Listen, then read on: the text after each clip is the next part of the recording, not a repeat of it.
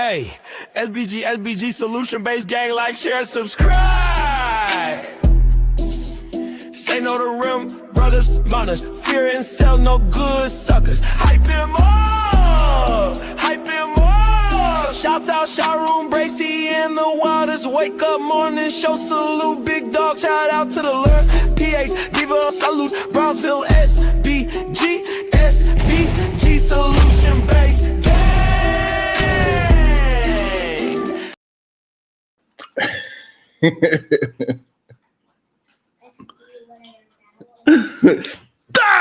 Let's go. Good day, everyone. Is it cold outside? Woo-wee. Hopefully everybody enjoyed themselves yesterday, had a good time, trick or treating.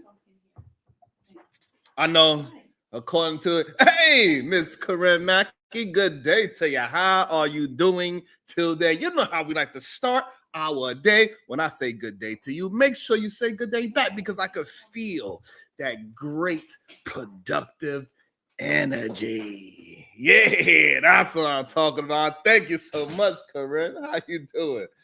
Man, did everybody have a good time yesterday? Did you go outside?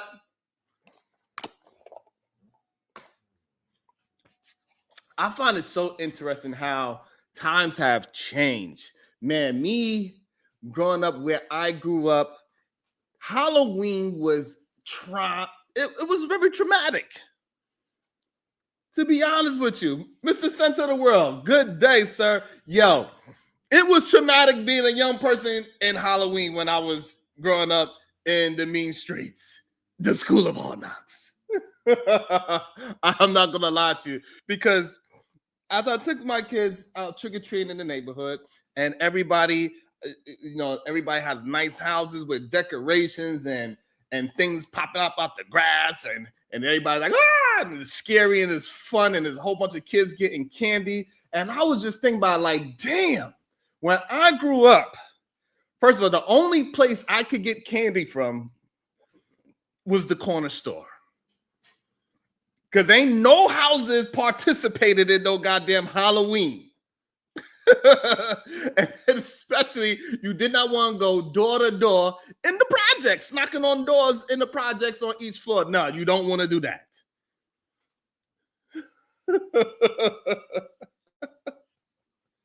You know what I'm saying?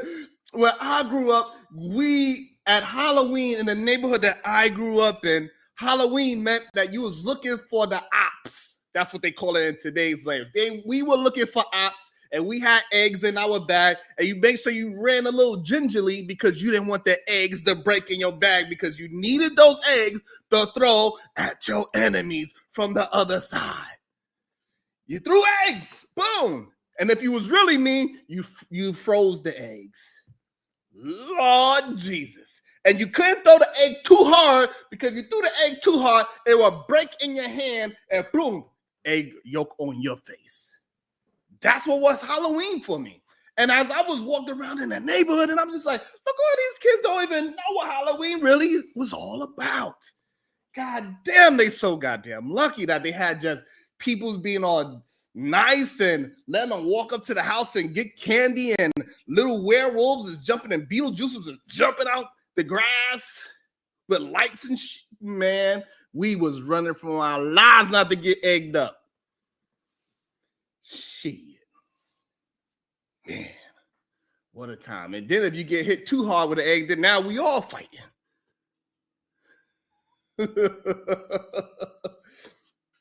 Oh, man. So different. I'm just happy that, my children don't have to experience the Halloween that I experienced. Even though I had no idea, but I had a good time. I had no idea, but I was having a good time.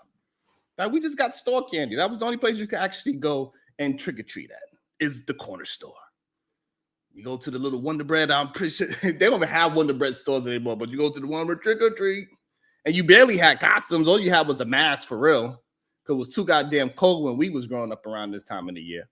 Yesterday was beautiful outside late at night. It was all windy and disgusting all day. And as soon as the sun went down, the moon came up, all of a sudden it was like 60 degrees. It was crazy. You fell asleep. I feel you on that. Sleep is good. Don't let nobody tell you anything different. Yeah. And then when you got a little bit older on this side of town, you'll go to New York City at nighttime because it's the only parade that happens at nighttime is on Halloween. And it's pretty fun because you see a lot of when you was young, you get to see a lot of sexy of every profession. Halloween is all about the sexy cop, the sexy nurse, the sexy firefighter, the sexy witch, the sexy cat. It's all everybody barely dressed. But in today's time, you don't know what you're looking at. The doctors are too good. You don't know what you're looking at. When I was growing up, it was all sexy Little Mermaid, sexy Belle, sexy this and sexy that. That's what a costume was. You had to be sexy. Some kind of sexy devil, sexy angel. But nowadays, you go to that goddamn New York City Halloween parade, you don't know what you're looking at. You might be walking behind something with a nice this, that, and the third. You say, hello, excuse me, miss. His voice come out deep. He does, who you calling miss?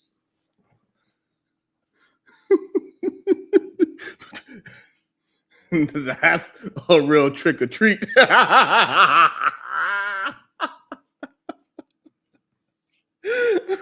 That's the trick. Ain't no treat. God damn. It's wild out there when you really think about it, man.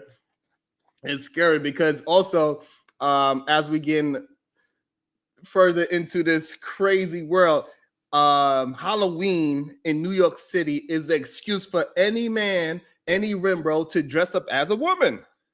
It's okay. This is the only time of the year where it's okay for men to dress up as women and put makeup on.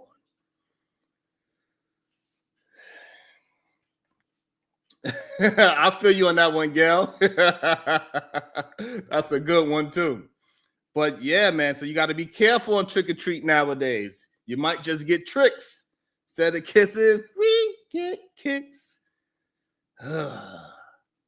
But shout out to Halloween and what it morphed into. And I just think that our generation, man, we done moved society so far down the road, Cassandra.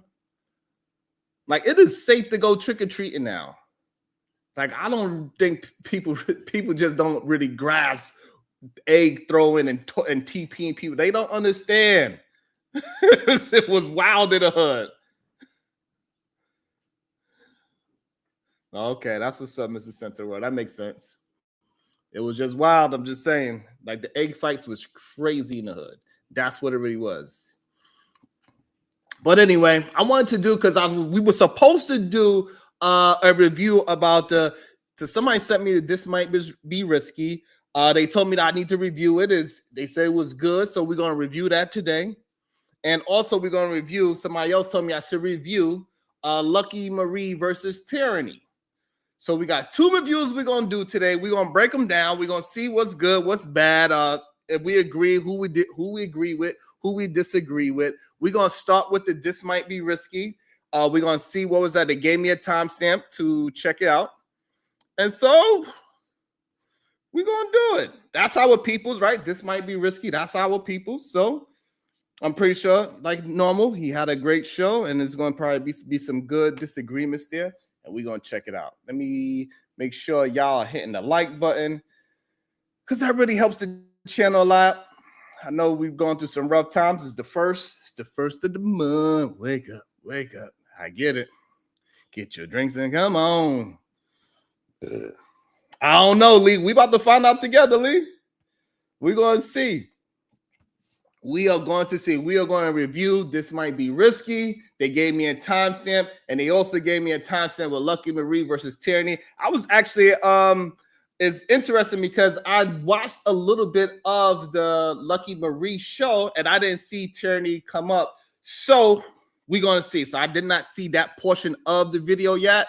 So I'm guessing this happened later on in the show because I did watch Lucky's show for the most part. So I didn't see the part that they sent me. So we're going to break it down together and see what we agree with, what we disagree with, and have a good time on a Saturday. We just chilling. So I'm pretty sure everybody tired from yesterday, walking around or partying, drinking, whatever it is that you do on a Friday. Or maybe just relaxing because you worked all goddamn week. You know what I'm saying? So let me hit the share button. Let's go with this. Boom. All right. Okay, so the timestamp looks like it has Hamp, Sherelle, my man, Cheeky. I don't know that young man. I don't know who that other person is with the ceiling, and Tyranny. So maybe Tyranny is going to be in both these videos. And what Tyranny out here doing? She out here stirring up trouble? It's that Gemini energy, goddamn. Damn, that when I think about it, Lucky Marie versus Tyranny, that's Gemini on Gemini. God damn. Corinne says she working, so I'm going to get Corinne through her day. As she out here grinding like normal. Let's get it together. Let's see what is happening. What's the name of the show? The name of the show is First World Problems. I wonder what is it that they're going to be beefing about. We're going to find out together. Let's see. This Might Be Risky. And Sherelle's show. Cheeky Banter. His name is King of the Ugly Men. Shabba. That is an interesting name, to say the least. All right, let's check. I want to say this with the food stamps, right? Okay, so because I receive SNAP benefits, supplemental. So we know what this one is going to be about. We know what this was going to be about. Damn, right off the back. That was a good timestamp. Sheesh. I wonder she's going to say anything good. Welcome to the show.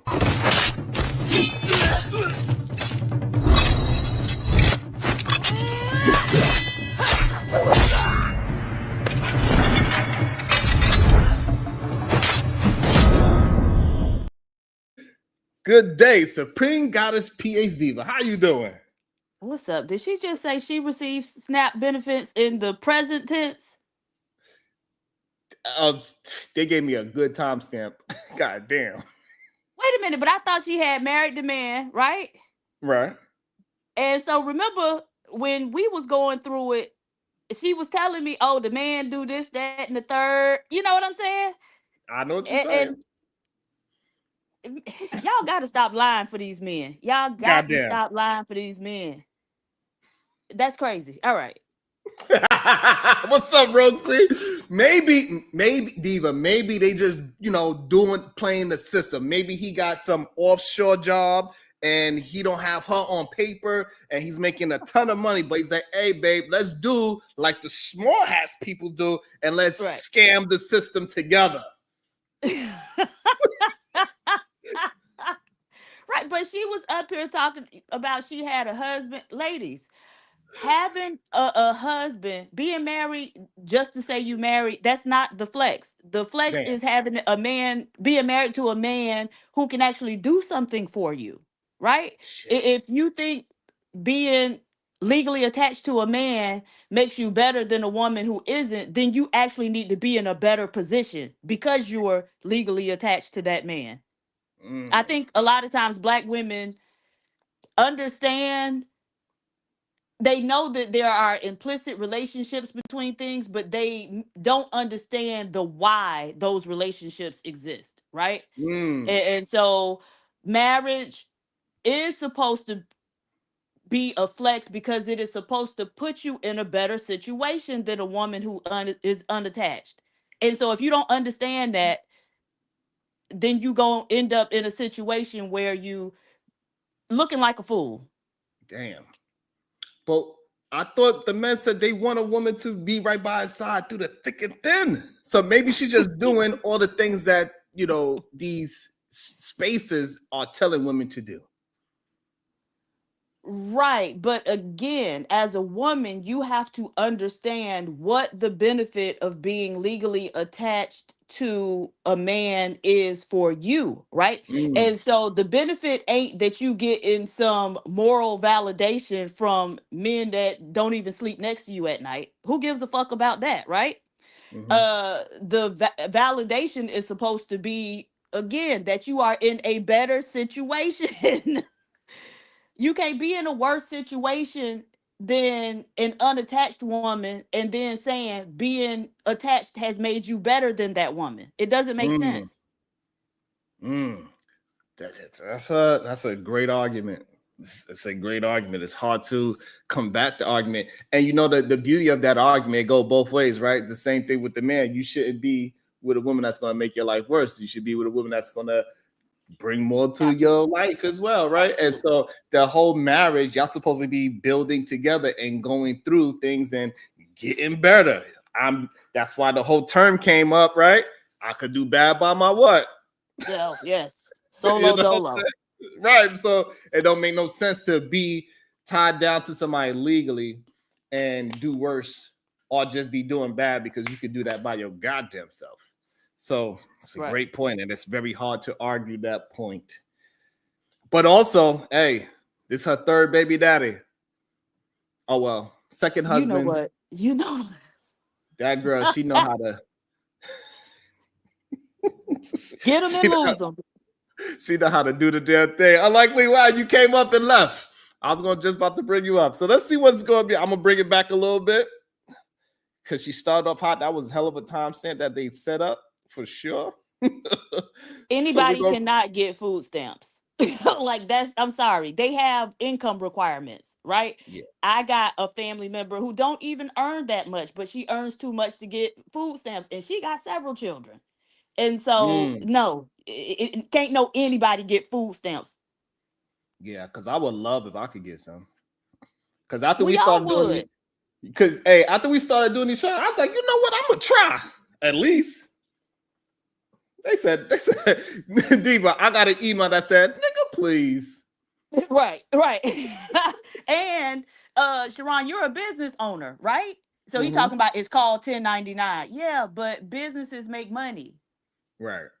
Or even if you are a contractor, if you're earning a certain amount of money, I Yeah. get 1099 money too. I still can't qualify for food stamps. And so And miss me and the with the thing, bullshit. and the thing that people don't understand is that even when you don't have to write up exactly what you were bringing home, technically, right?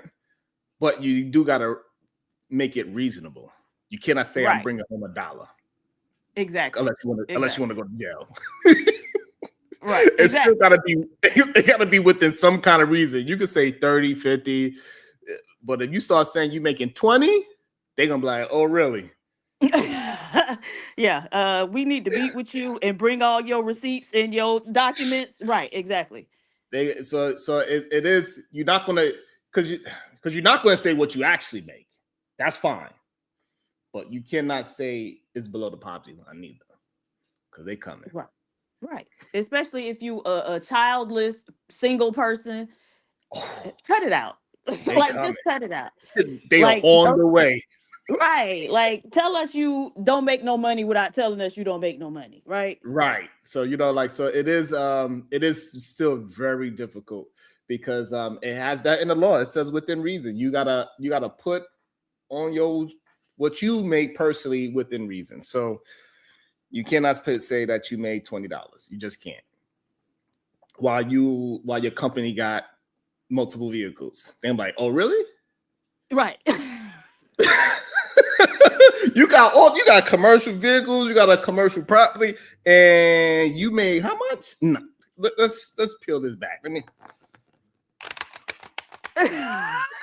Right. Right.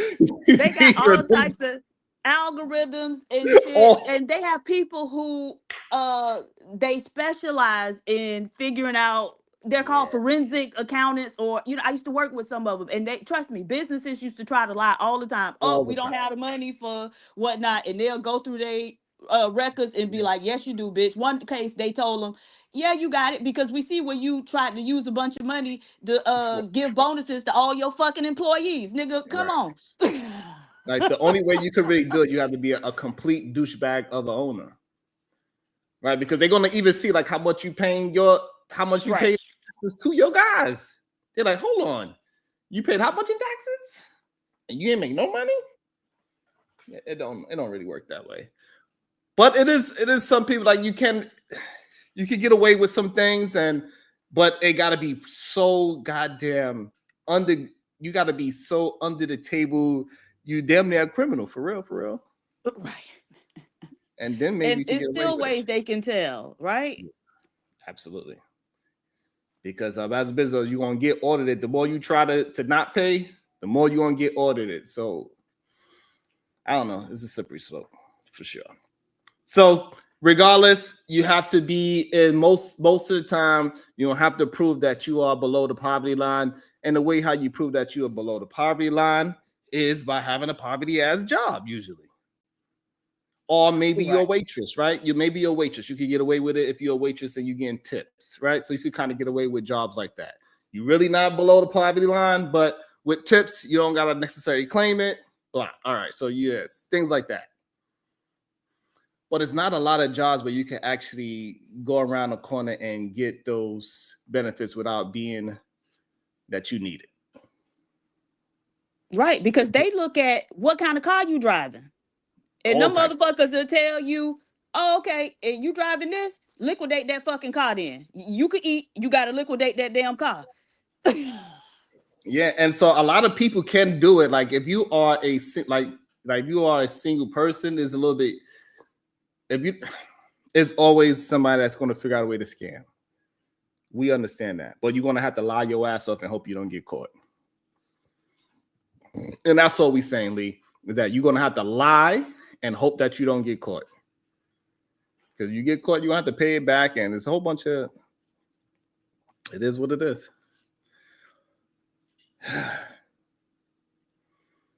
So let's get back to it. Let's see. I'm gonna bring it back just a little bit so Diva can hear it again. I want to say this with the food stamps, right? Okay, so because I receive SNAP benefits, stamps, right? Okay, so because I receive SNAP benefits, supplemental. Okay, so because I receive SNAP benefits, I'm sorry, I had to supplemental nutrition, whatever it's called, because I have children and my income is enough barely to feed me. So if we want to cut food stamps, sure, cut them for the goddamn. So right off the back, right? It proves Right. to what Diva is Right. saying. Right. So, These people will make up all types of fantastical stories. And that's one thing that really irks me about Black people. Because it be like man. you want to live in fantasy land rather than acknowledge what the fuck is right in front of you. But I do find it interesting that she said, my income is only enough to barely feed me. And so I'm wondering, is that man with that second income even there anymore?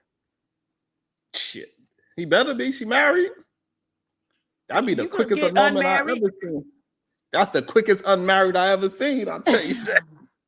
Well, maybe they did the poor man's divorce, where he just walk off and never come back, where he went to get some Dang. milk and nobody don't see or hear from his ass no more. Goddamn. But and this is the argument. Well, I'm assuming already, right? Because I didn't get the chance to watch this. I'm watching it in real time. And I'm assuming what's going to happen here is the argument, why have more children if your income could barely feed you? Because she just recently had another baby. So I'm assuming that's what the argument is going to be. Wait, you mean the baby she had from her husband? Yeah. Okay, but not a second baby from the husband. I don't know if it was another one, but I know she had a baby from the man that she's Okay. dating. Okay. I don't know I if think it's we two or talked about not. the But she had like 2 or 3 before him. 3. Yeah, she had 3 before him. Right. She had 2 with the Right. first Mexican husband. Yep. And then she had the high school fling boyfriend. She had a kid with him. And then now she with this guy. So, and now she married. So I think what's going to happen is the argument is going to be, if your money could barely feed you, why have another kid? And that is, I don't know about that. I don't know what to say about that. What's your thoughts on that scenario? If you don't have enough money to barely feed yourself, why have a kid? It's a tough, that's a Right. tough I do agree, right? Because the kids got to eat.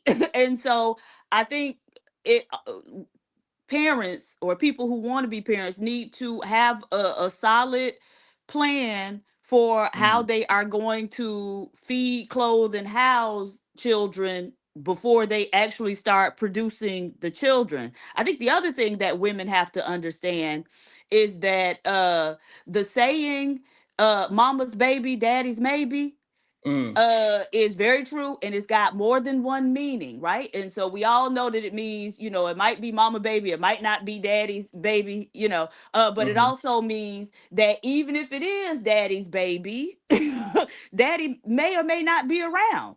And even if daddy is around, right, daddy still may or may not be involved. And so it's always going to be mama's baby ultimately. And so women, protect yourselves. Don't make it unnecessarily hard on yourself by putting love over your common sense and your self-preservation.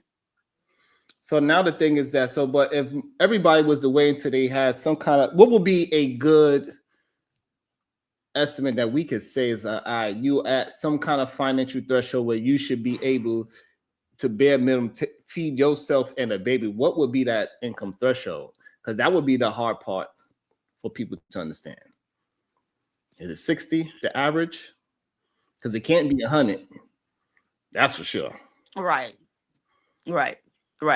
Well, so I mean, it's going to vary by the person's situation, right? What type of network, I mean, or what they call it, village do you have surrounding you, right? Do you have people who are able and willing to assist you in raising that child? What type of living situation are you going to be in, right? Are you living alone? Are you living with your family?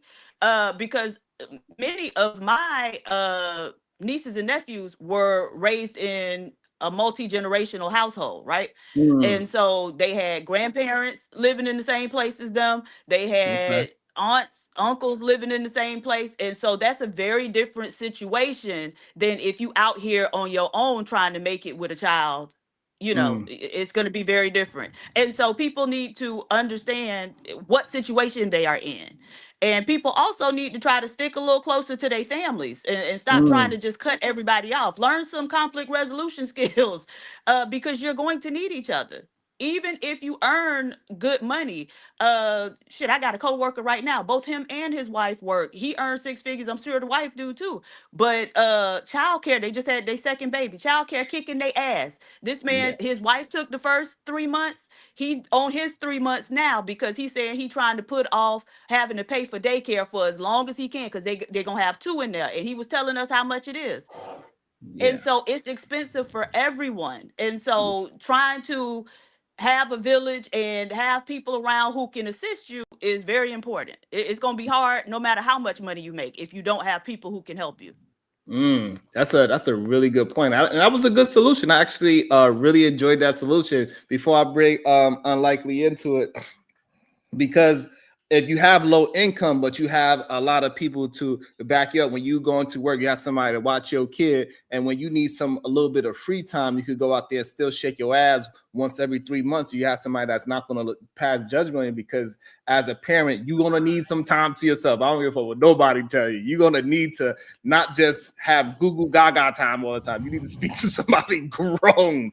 It gets a little bit strange when all you do is talk to kids all the time. You like, it's very weird that you gotta watch, especially if you're trying to be a good parent. Now all your songs you listen to, all I hear is K-pop Demon Hunters all goddamn day.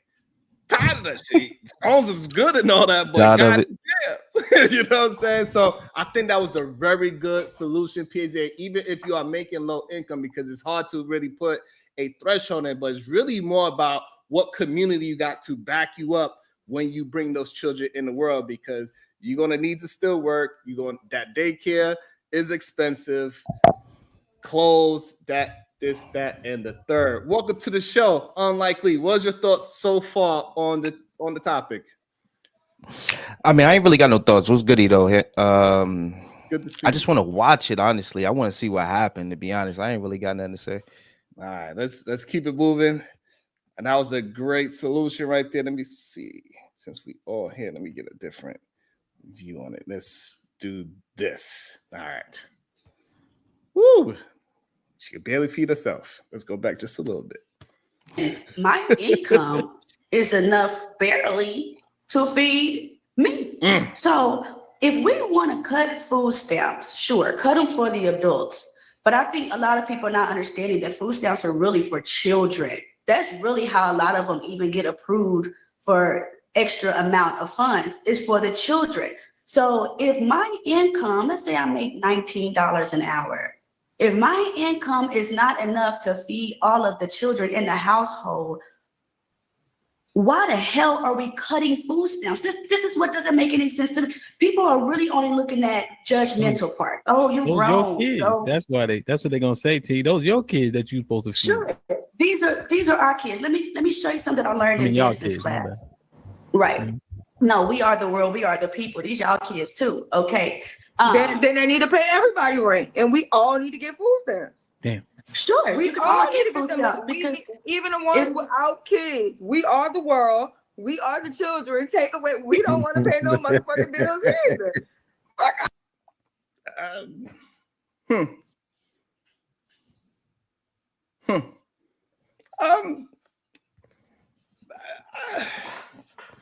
I mean, it is grown folks without children on food stamps.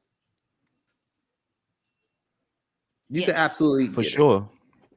And this It's is not definitely just not just the criminals that come out and don't have a job. We're talking about people that's working. If you are making under the poverty line for some whatever the reason is, you can still get food stamps. You go to college, you can get food stamps. There's plenty of people that are single without children that can get it. So they are getting it, Sherelle. So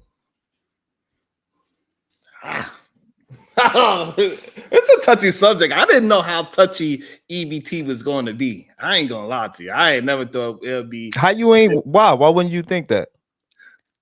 Because first of all, clearly it's a lot more people on it than what we know. That's number one. And I did not know that. I did not know so many people was jealous of the people that are on it. Like they like, I'm doing bad, but I'm not doing as bad as you because you are EBT. I'll be damned. Because like when I was growing up, I do remember the same EBT dude. Like we have food stamps, right? So like it was actually the paper. Yeah, the actual book. Yeah, you was actually scared to go and you would pull out the book. You also had an extra $2 just in case. You know what I'm saying? Like, oh shit. You like, right. Damn. You know what I'm saying? Because you at the counter, you about to go buy your turkey and cheese with lettuce and tomato. And he like, it's $2.50 with regular money, but it's $3.75 with the food stamp money. Yeah, and then niggas next had thing them you rolled know, up like billfold. Coco Loco, he comes in the store. You like, damn, this ain't gonna clown me if I pull out this book. Yo, He had a book. Yo, Sharon, hold on, nothing.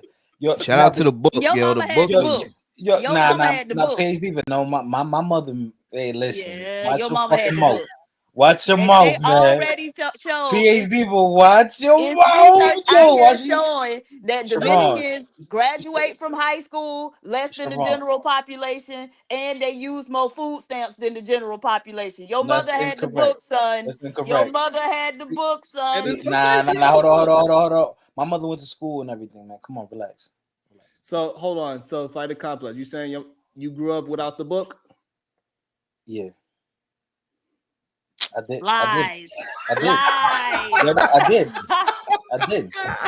And see, and now we know unlikely this is the problem right here. Hey, it's okay, bro. I had the book, bro. It's okay. You had the book. I didn't. Though. Okay, there's You know no shame in it, but I didn't. Listen, I would say this: 9 out of 10 people in the projects had the book, bro. Okay. Yeah. Whoa. What makes you think I'm from the projects? Because you're from the Bronx. Damn. I'm not from the Bronx. See what this is, dude. I'm not from the barrio. No, I'm talking about after you cleaned your feet from being dirty foot in Dominican. No, I'm American. Sharon, I'm more American than you. You know that you're a Caribbean brother. You're a Caribbean brother. Come on, don't play with me. You were just saying Shaba ranks. Shaba, that's some Caribbean shit. All right, so what is that you want to bring to the table, fighter? I'm American. Watch your mouth, man. Born in St. Luke's in Harlem. What you want to bring to the table? Go ahead. What's your thought?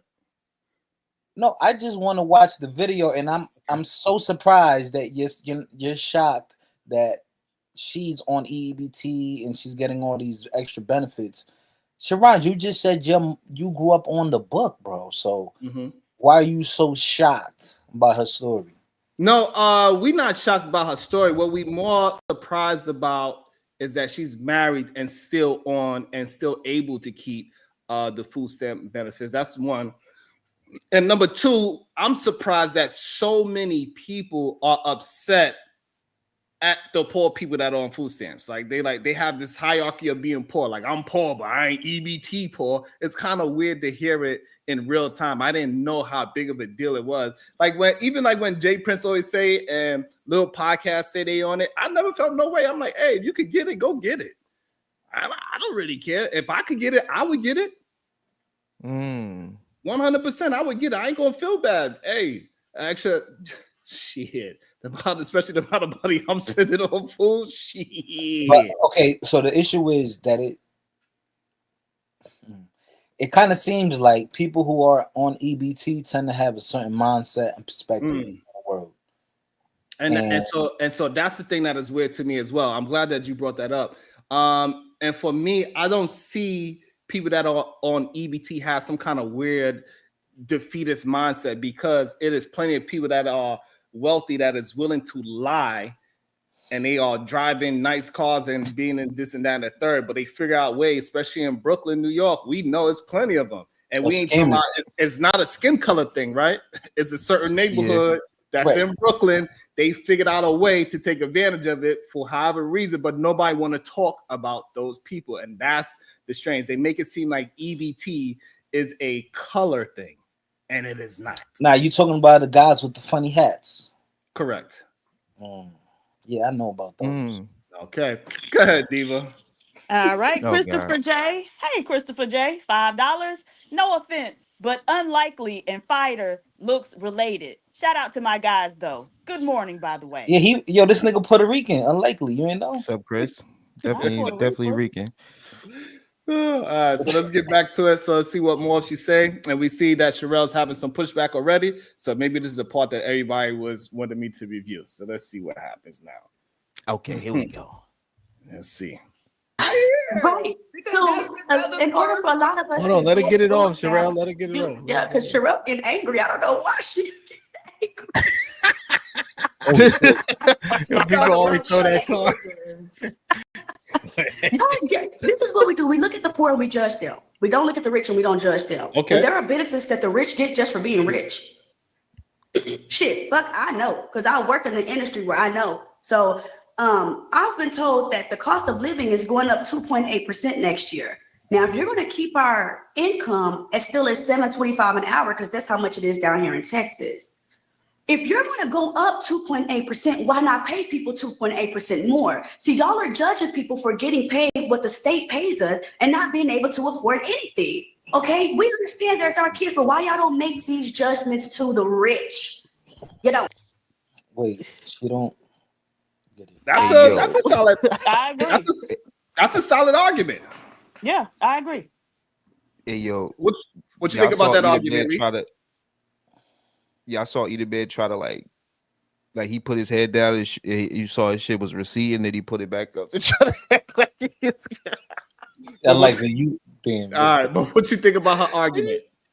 Yo, bro, inflation going up. Sorry. Yeah, what you think about the argument? Inflation going up, but the wages are not. You know, she got a point there, right? But it's always like something that, like, I'm not like the money guy, but I know that hurts some. Like, it doesn't make things better. I heard that it's just gonna make everything cost more or something like that if they pay people or something like that. And then on top of that, like, I've been watching this podcast, and they saying in 3 years they're not even gonna need humans like that. So before, because of AI, by the way. So before they they start raising the price to pay humans a livable wage, they gonna create AI to do all their jobs anyway.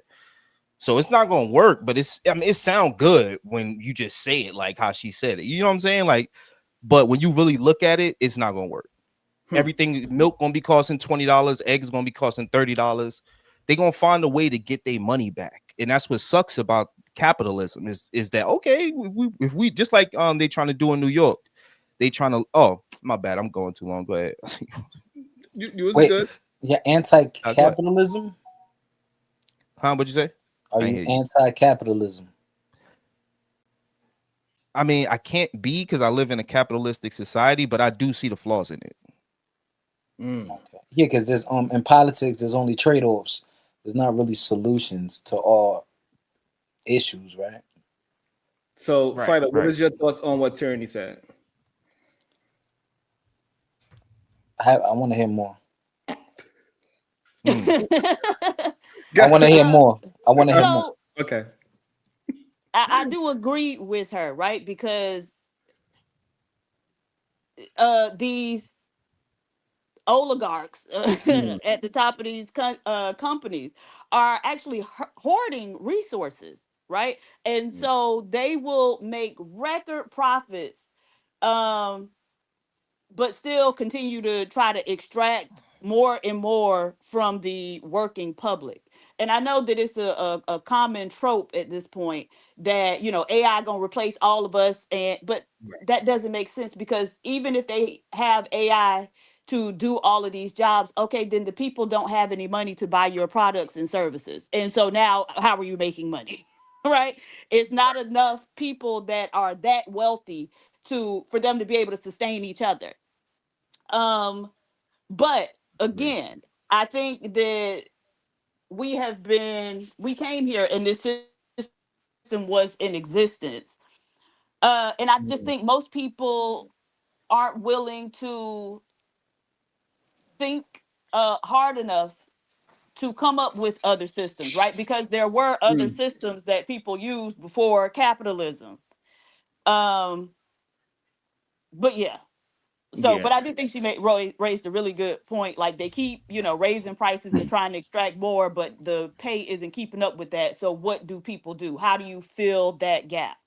Yeah, and how you get yourself out of poverty when you keep on making poverty impossible to, every time we get close to the top, they add another top to it. So now when you climb it, you know what I'm saying? So now you need more people to climb on top of just to get to the next level. And then they're like, oh, you're almost there. Boom. Here we go again. Now it's $20 for milk. I like people keep acting like, you know, it's a flex to afford a $20, like if it was $20 for milk, right? They be like, yeah, I bought 2 gallons of milk. You sound stupid. Like, you don't know how dumb you sound that you are trying to make a rich person richer, because they're not even helping. It's not like the farmers is even making money off of the milk, because the farmers are losing their farms. So it's really only the big corporations that are making the money. It's not even the farmers that is producing, because now because of the tariffs, guess who's producing our food now? Other countries. And they took it away from our farmers. It's crazy. Damn. It's wild when you really think about it. I will say this though. The reason I said what I said is because I truly understand that the rich do not care for us. Like, you know, like when you truly understand that, like you realize that they don't give a fuck about, oh, sorry, I didn't mean to curse. I don't want to curse, but they don't care about like us. So all the things that we think that they'll have sympathy for, it's not like they don't care. They'll create the robots. Oh, they don't need us to pay. They'll find another way to get their bread. But clearly we see that they're not giving up the bread. Like right here in McDonald's, $13.50 an hour here in Miami, Florida. It's crazy. Like, and the rent is way higher than that. They don't care. So yeah, that's all I'm saying. I just know that they truly don't. It is about time that the American people wake up, and we're gonna have to make them care. And we gotta make them the only care way to do without burning point. down things. We got to make them care without burning down things. We got to really get a system or get people in there to say, hey, I'm sorry, you cannot keep passing the buck to the consumer to get your profit. you're gonna have to take away something else. You either take away from the CEO, whatever. You're gonna have to get less, but you cannot keep attaching it to the goddamn price to say, oh, we gotta go up in price because we gotta pay people more. Like, no, it don't work that way. You gotta figure out. You're a businessman. Figure the shit out. If your margins get smaller, then your margins get smaller. But you can't keep attaching it to the consumer because that ain't business. What happened? Yeah, that's what I'm well, saying. They first don't. off, Miami is a special case just because Miami is very expensive, but Miami has a Everything I'm very saying, she's stupid. uneducated population where people work in the service industry more than anything. Now, tech companies are at least talking about moving down there, but Miami is if you're a professional, it's very hard to find a job in Miami because they just don't exist in the proportions they would need to. But damn, I just forgot my other point. Go ahead and lie, unlikely, until I remember. Nah, I'm good. I'm just, yeah, you right about that. It's definitely hard to find jobs out here. That's why I brought up. I know a lot of people that own houses out here and they own food stamps, and I'll be like, how the fuck you do that? And they tell me, and I tell you what they say. They be like, man, they say like that they'll say something's wrong with them. They be like, yo, I say one dude said that he said he was homeless. Damn. How the fuck you say that? And then he said something about, he said that he told them squatters, and because they don't, and then they said that they don't do like they don't double check whatever you say. They believe you is what they said, is what they was telling. I know, like my within reason, right? Right. So like, right, and this is whatever, what we right. about, So what we talking about earlier is like, hey, you could lie, but you better Exactly. not you better not lie and then have a Mercedes Benz on your social security number. You know what I'm saying? You better not lie and have Yeah, that, right. because Exactly. eventually I'm like, hey, sir. They live off the grid. Usually Right. those You have to people, be- they won't own a car. They'll own like a scooter or a motorcycle or some shit. And if they do own a car, they own it. They don't like have it, They have to be paid coming off. monthly. Yeah. So yeah, it's a specific way they do it. But yeah. Right. And Yeah, Miami is the scam capital of the United States. I Now, mean, like everybody running some type of scam, and I'm all for it. I'm all for it. I grew up there, so you know what Bill, guys- you know what Bill scamming us, Miami, right? The government scamming right. them. So. I ain't mad at it. PhD, but you know what Bill Miami? What's that? The cocaine, the drug business. Boy, Oh, you don't think? Oh, all right. Miami was around a long time. Like my family was in Miami, right? It was a black millionaire. His last name was Dorsey. He owned South Beach.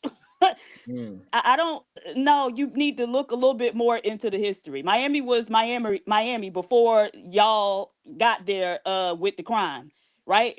As a matter of fact, in the 60s, it was a place that was sort of like Vegas. So they had a lot of nightclubs, and like Frank Sinatra and people, they would go down there and like sing. And so The Italians. Yeah, the Italians, yeah. But what I was gonna say is, what's the guy's name? It was Leo, right? Notice how they don't talk about him no more.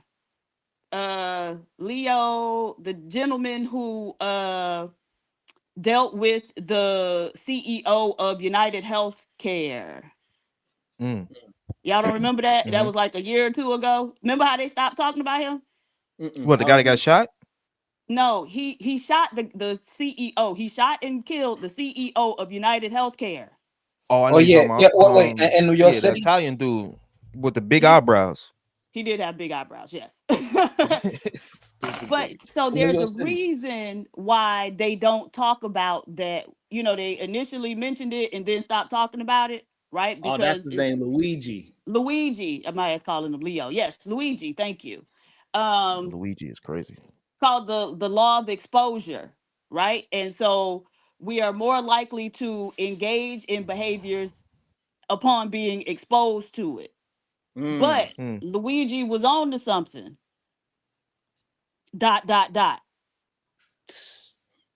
He definitely was. They had to put a stop to that. Hurry. They gonna make sure he never heard of again, because what he did was the realest shit. I ain't even gonna say it, but we all know. Yeah, hey. Don't even say it, Sharon. When you break down his story for real, you like, I might not I fuck with it. Now, yo, Not they before, just that's released. so much word. I ain't gonna lie. Bro. They just released photos of him from federal prison, and he in there with the black gang members. They rock with him. Just letting Thank you know you. that. What they do? That's Right, no. How you know this? What? No, because hold on, it's all over. Hold on, With the story. it's all. Listen, you just mentioned him. It's all over social media. I'm like, what a coincidence that you guys are talking about him right now. Just because But they got clips of him in jail. Yeah, right Okay. now, yeah, pictures and all that. Okay. That's what I'm Wow. saying. It Okay, just thank got you. released. Thank you for How that compliment. ironic! How ironic that you're talking about him, right? Yes, it's not ironic at all, but It's not okay. So But stop. this because That's the rich my we don't thing. have because we don't have to take care of the rich. So this is the, Yes, this we is also do. the thing. Yes, we do That's take not care of. oh, so I disagree. We do take care of the rich. We definitely Absolutely. take care of the rich. Absolutely. 100%. What the hell is she talking about?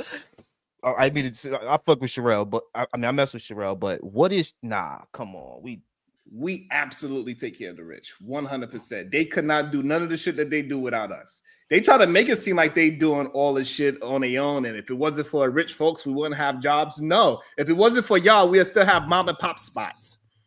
We can have a Bracey's Groceries that is in my little neighborhood that serves 1,000 people, and me and 1,000 we good. And then we have the record store, and then we have a smaller version of what PC Riches is, and we have an electronics store. We have separate businesses, but because of these goddamn rich people, they make a one-stop shop like Walmart.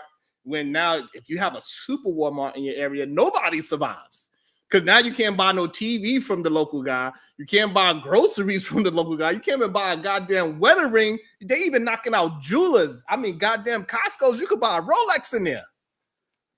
Damn. That's crazy.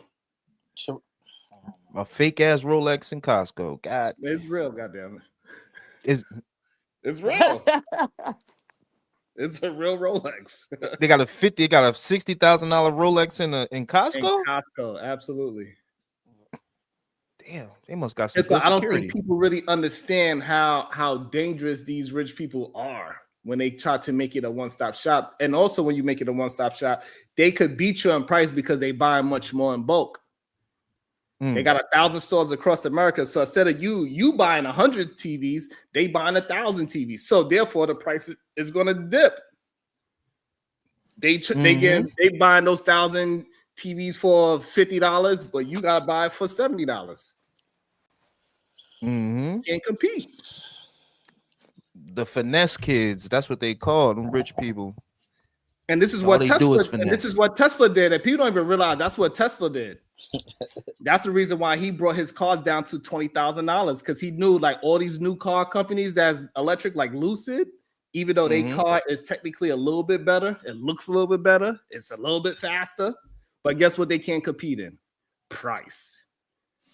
So he said the only way he's going to destroy them is by making his so cheap that it don't make no sense to buy another electric car. Why would you ever buy another electric vehicle when his top of the line, everything, is only $20,000 and a brand new Hyundai electric car is $50,000? Don't make no sense. Damn. So they price people out.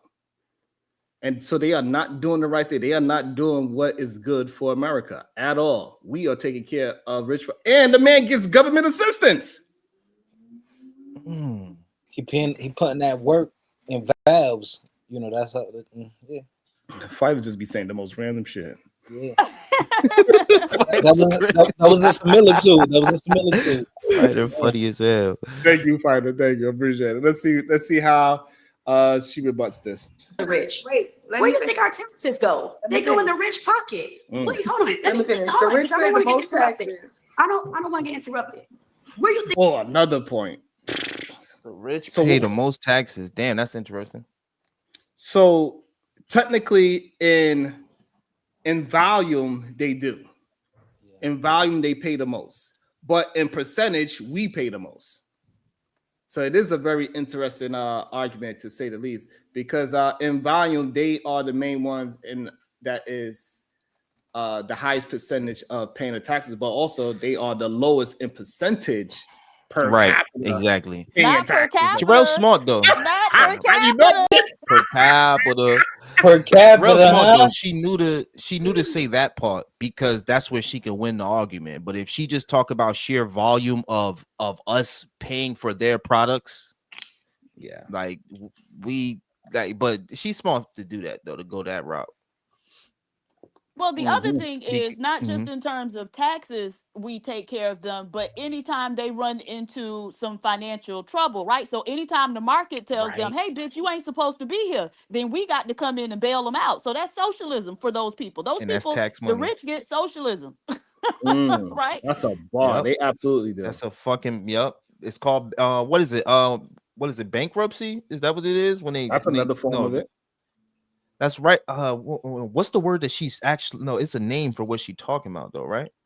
Is that it? A bailout. A bail? Oh, is this called a bailout? Bailout? Damn, I thought it was like a. Yeah, that's what happened with the banks. That's what Yeah, probably right. gonna, Yeah, that's probably what's going to happen with the car because industry. Ford, Again. They also did it with the car industry. Yep.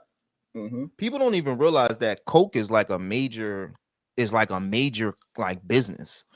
Like if one of those companies were like when Ford almost went bankrupt, we bailed them out, and that was all tax bread. That was all our money. They just and then if they don't use our money, they'll just print money and they'll make all of our shit more expensive. So we still end up paying them. So it's like she's smart though for doing that, And then I just wish Tyranny didn't argue that point and went to the points that we making right now. We'll see. It's a little bit easier when we watch it retrospect. from this side, though. Right. When you in the heat of the moment, Right. Our money go. When you interrupted her. No, I didn't. I was talking. Go ahead, No, go. You interrupted her. I don't want to interrupt it. Where you think our money go? When You interrupted her. No, I didn't. I was talking. Go ahead, go. And you know it's crazy. Even though I don't think they meant to do that, right? But when you start clowning somebody and act like the person that is talking is in the wrong, hey, it gets difficult to make a point because she was the one that was talking. It's hierarchies, man. It's a hierarchy right now. Diabolical right there, though. And they both live. Hey, that's a tough one. That's how the temperature rise right there, bro. People keep that disrespect. Hell yeah, my temperature will rise quick, fast, in a hurry. Right. I've been looking at you like, nigga, stop when laughing. they cut off the food stamps, where y'all think y'all money going? What you say? When they cut off the food stamps, where y'all think y'all money going? Good question. When they cut off food stamps, when they cut off Section 8 vouchers, because it's not just for Black people, because I think that's what's in your mind. Absolutely. A lot of these old people are on that stuff because they can't work, disability. When they cut that stuff off for the disabled, where do you think your taxes are still going? It's still going in that rich man pocket, but nobody's complaining about that shit. You're only complaining about the Black people pocket that it's going into because of the mental abuse that you got growing up to thinking Black people were lazy. So Dirty kind of cooking a little bit. She cooking. She's kind of cooking. I ain't going. I'm like, yo, hold up. Yeah, she's right. Hey, she cooking. Yo, she's I actually. ain't see no flaws in her argument right now. Like, no. I thought she was going to react making people smarter, yo. I think his lost EBT became smarter. Nah. You ain't shit. Yo, take EBT away. Nah, take this shit away. Yo, people got smart. Yo, Black people getting smarter. Let's go. What happened? Yo, this ain't yo, EBT tyranny is not like, nah. This ain't EBT tyranny. But that's a very good point. Like, do you think that the taxes, what you gonna think gonna happen to if they do take the $19 trillion away from EBT? Where's it going? Into the rich pocket. Rich will snag that shit. Straight up. But what she's exposing right now is what people like to do, right? So it's the familiar tropes that we are inundated with, but we don't take time to learn about the other side, right? So for example, there is a guy, I forget what his name is, that Saint and Sinner guy. He was talking to a little young Black dude from a whole nother country who was talking about how much crime Black Americans commit.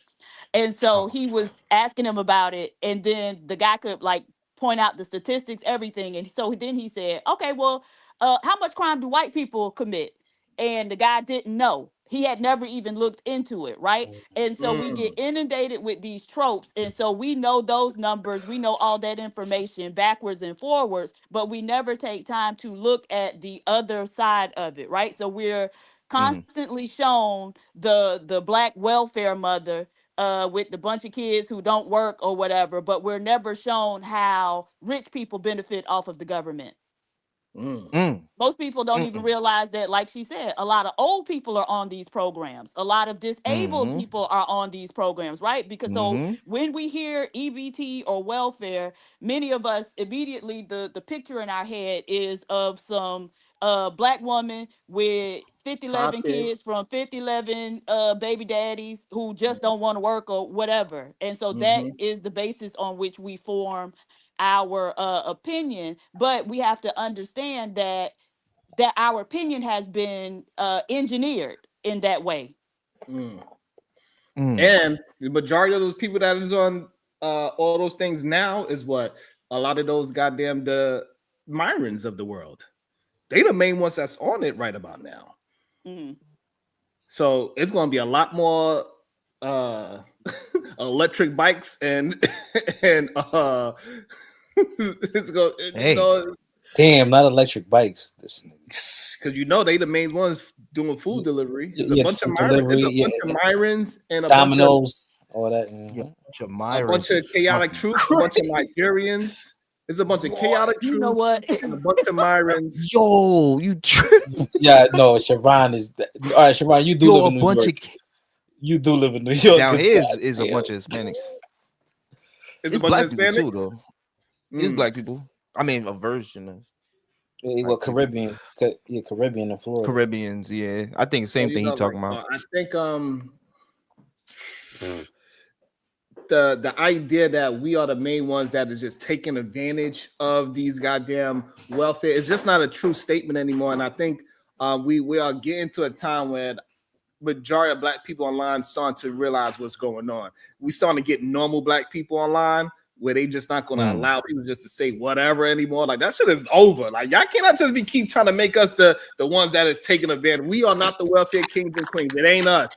It was always a white woman. It was always a goddamn Somali, a Nigerian, a fucking Myron. Nah, we are though. Saudi Arabia. No. We are though. What's wrong with that? We are what's on it, wrong with but that? we're not the ones that's taking advantage the way how they say we are. Oh, yes, we are. Come on, y'all gotta stop. Look. Go ahead. Let's be honest, okay? Growing up in them 80s and them 90s, bro, I saw finesses, and you did too, because you from New York, and PhD did too, because she from Florida. We all saw finesses at a godlike level. Like, come on, and yo, I don't knock the hustle. That's what I'm saying. I'm cool with us being the kings and queens of it because we did it. I feel like we extracted the most. That's what from it that seems shit. So now my point is this, right? So my that. mother was on it. Guess who's not on it? Brownsville, New York. He confessed the other day that my aunt, his mama, she was on it. Guess who's not on it today? None of her children are on it. None of us that grew up in this in all of these tenements, we all worked our asses off to get off of it because of what I was saying earlier is that a lot of times when you went to the store, you got teased. You get into a fight because you pulled out the goddamn book. Like they didn't have the book too, but they wanted to push down. Oh, you get more food stamps than what I get. I ain't never had the $50 food stamp. I only got the $10, whatever the case is, right? And so we was kind of embarrassed to even be on it. So what we did, we fought tooth and nail, probably stupidly at that, to get ourselves up out of there. Instead of using the system, we try to fight against the system, say, I ain't never did it, and have some kind of foolish pride that we ain't doing what rich folks are doing on a day-to-day basis. They just don't consider it welfare, right? And that's what's happening today. So majority, in my mind, majority of us that was raised up on it, we got our asses up off that. So therefore it shows that you can be on it as a kid, and then you grow up and say, hey, I don't want to be on it. And we break that cycle. Majority of us that was raised up in the 90s to the 2000s, we broke that cycle. And I kind of wish we didn't because, and I think it's like kind of because it's like just like you just said it. the government's already jamming us, right? They take from us, they take from us, they take from us. I was cool with the women and the dudes, whoever taken from the government is just as much as the rich, because they gonna do this shit anyway. You know what I'm saying? And then I would argue, but we could agree to disagree, that the most of the people that were on food stamps, they still on it. Like they're like they mom was on it and they're on it in a different way. Like now it's different now, bro. Like all you got to do is make some shit up, or if you're not working for this small period, like if a like if a woman or a man ain't working for this small period, and like I get it, all of us online, we rich, we got money. I'm talking about the average person, and when they say the average person make 45,000, right? So the average person, they might lose their job. Oh, I lost my job. I'm gonna hit up, I'm gonna get the food stamps. They give it to you for 3 to 6 months, just from that one moment of you saying, I ain't got no income right now. So now you got it for 3 to 6 months. So I'm just saying, ain't nothing wrong with the shit. They give you $300, spend the shit on some food, keep it moving. That's it. I think a lot of people doing that because a lot of people are realizing that the system is not here to benefit us, and a lot of people realize that the system is just trying to take from us. So let's take back. Instead of us having this mindset, like you said, where it's like, I have this pride, let me get off of this. Why? The government gonna jam you anyway, man. Yeah, so somebody get what you can from very them. intelligent once told me, Lee. And by the way, that government cheese back in the day was delicious. I don't know what the hell they put in it, but it was fucking delicious. A very intelligent person told me, if you ain't cheating, you ain't trying. So all the people that's on it, hey, go ahead and get it. I love them. I know a shorty in DC. She owned a house. It's in her name. I mean, she pregnant. She just got pregnant and married, but she on food stamps. I was like, and then she was on it before that for like 3 years. She just told us, and listen, this woman is on like a talk show.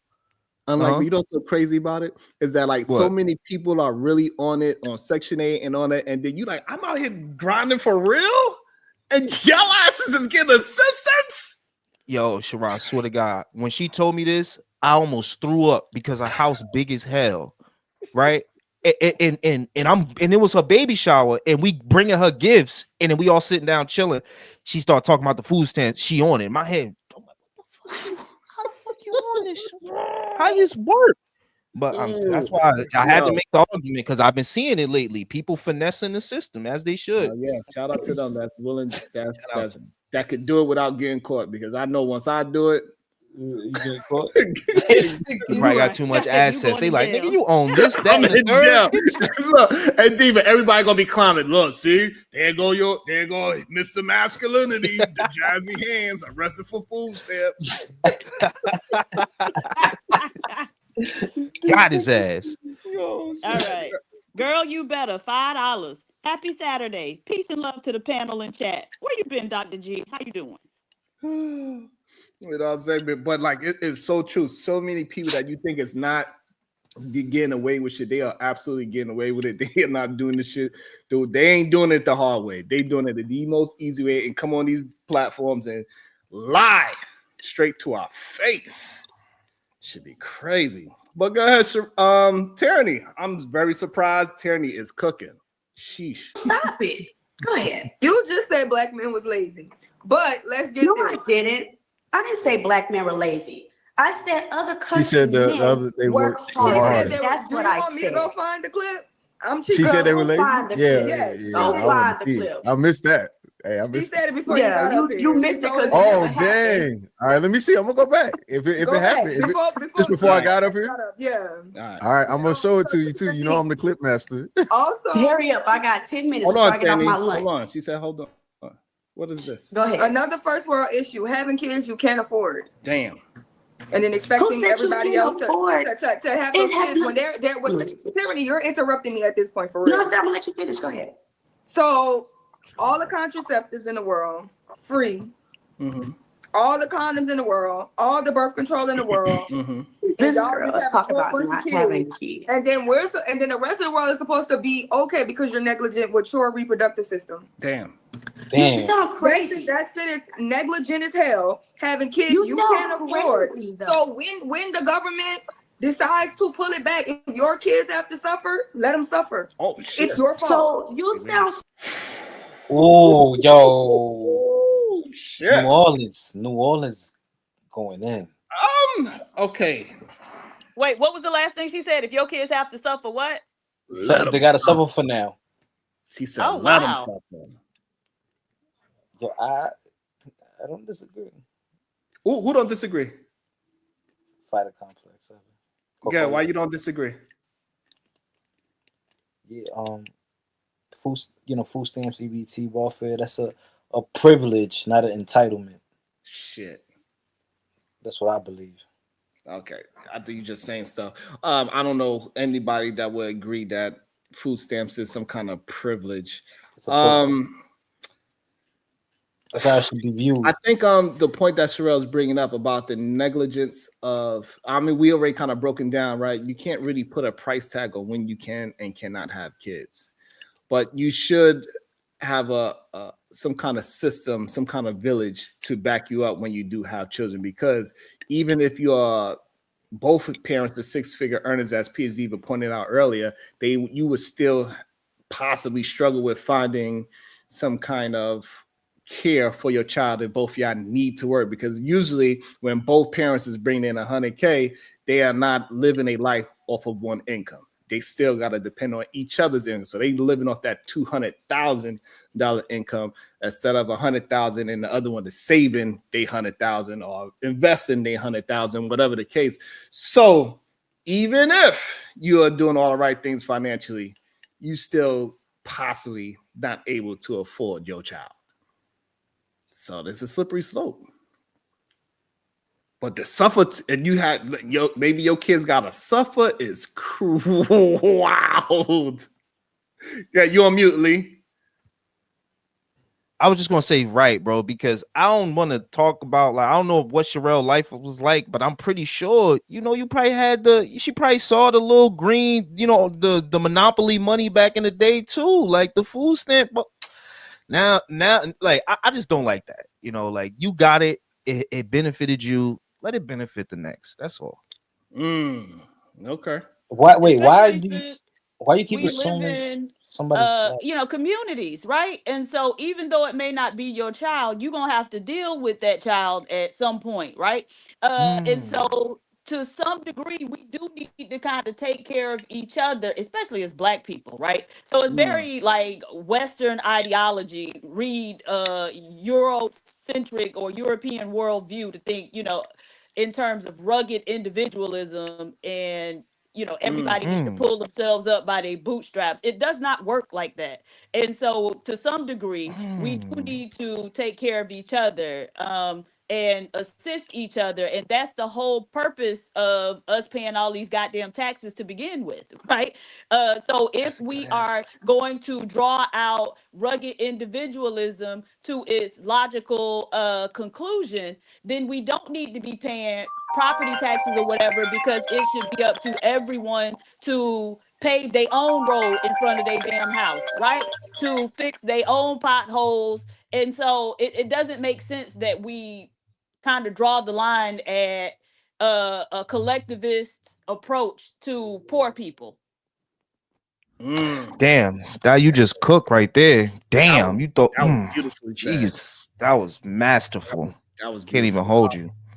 Very good thought. Had to let that breathe, right, Lee? We had to let that one breathe. That was great because she just brought it full circle like that. I was beautifully exactly. Welcome to the show. BMU, what's your thoughts? Hey, good morning. Can y'all hear me? Yeah, we can hear you. Good morning. Yeah, we hear you. Yeah, good morning, Likely Man. What's up, PhD? What's going on? Fighter complex. Sharon.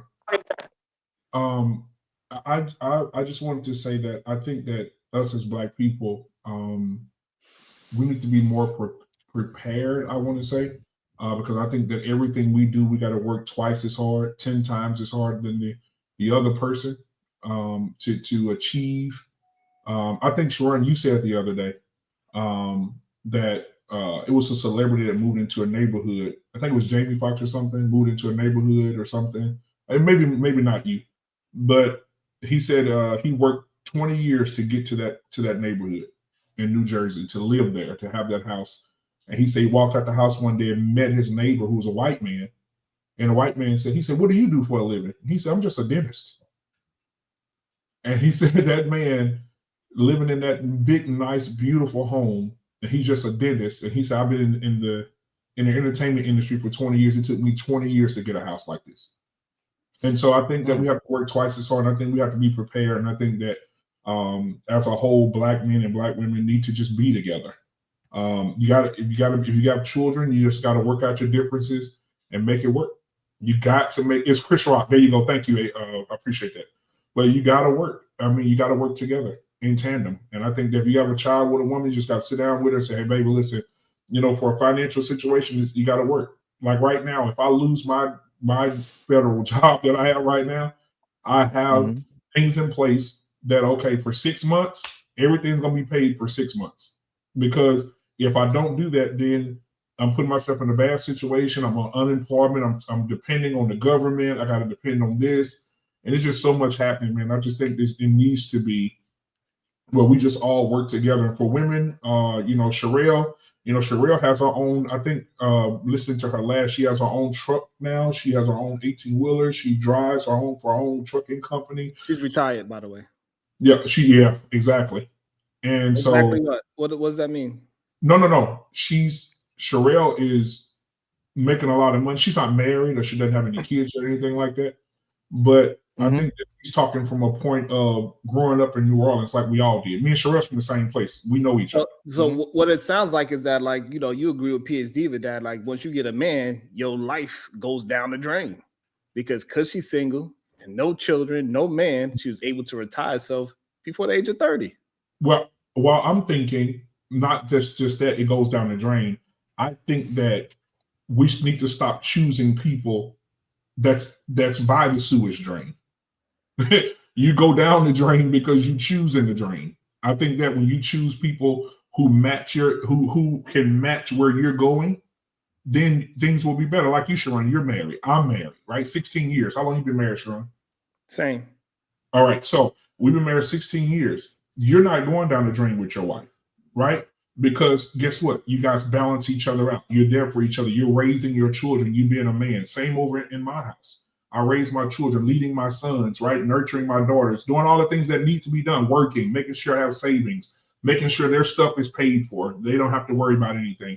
And so I think that when you choose correctly and you have the right connection with a person, then you can live that life. You can go on in life and just be and have what you need to have. But if you choose bad, then you're going to live bad. So that goes from the male to the female or the female to the male. It goes both ways. Go ahead, Diva.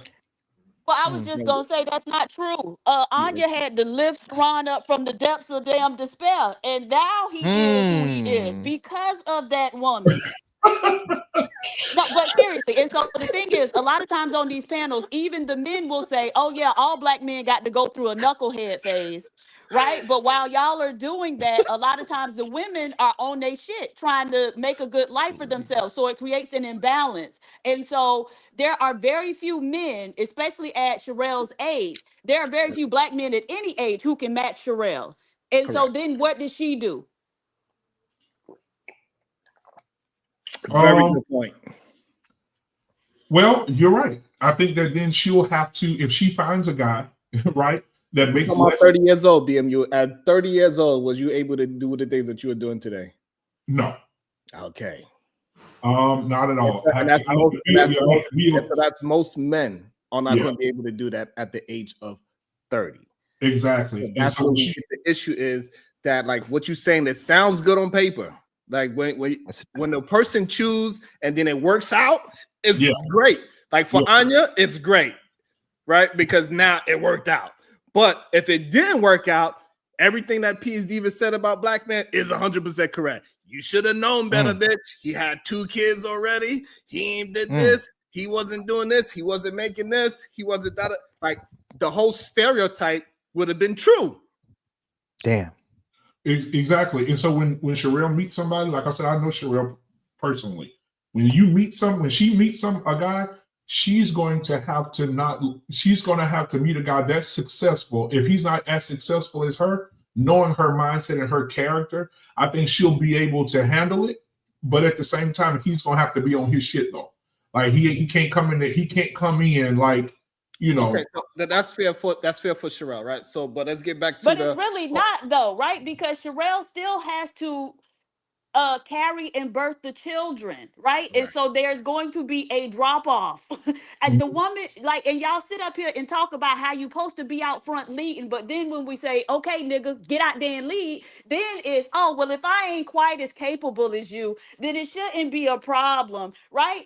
And so I think black men, y'all gonna have to create a different type of culture for yourselves to where y'all can start circumventing the knucklehead stage and actually understand what the fuck is going on around you and what it is you want for yourself so y'all can get on it much quicker.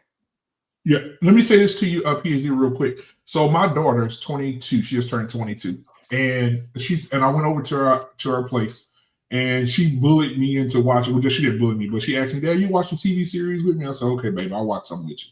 I traveled this far."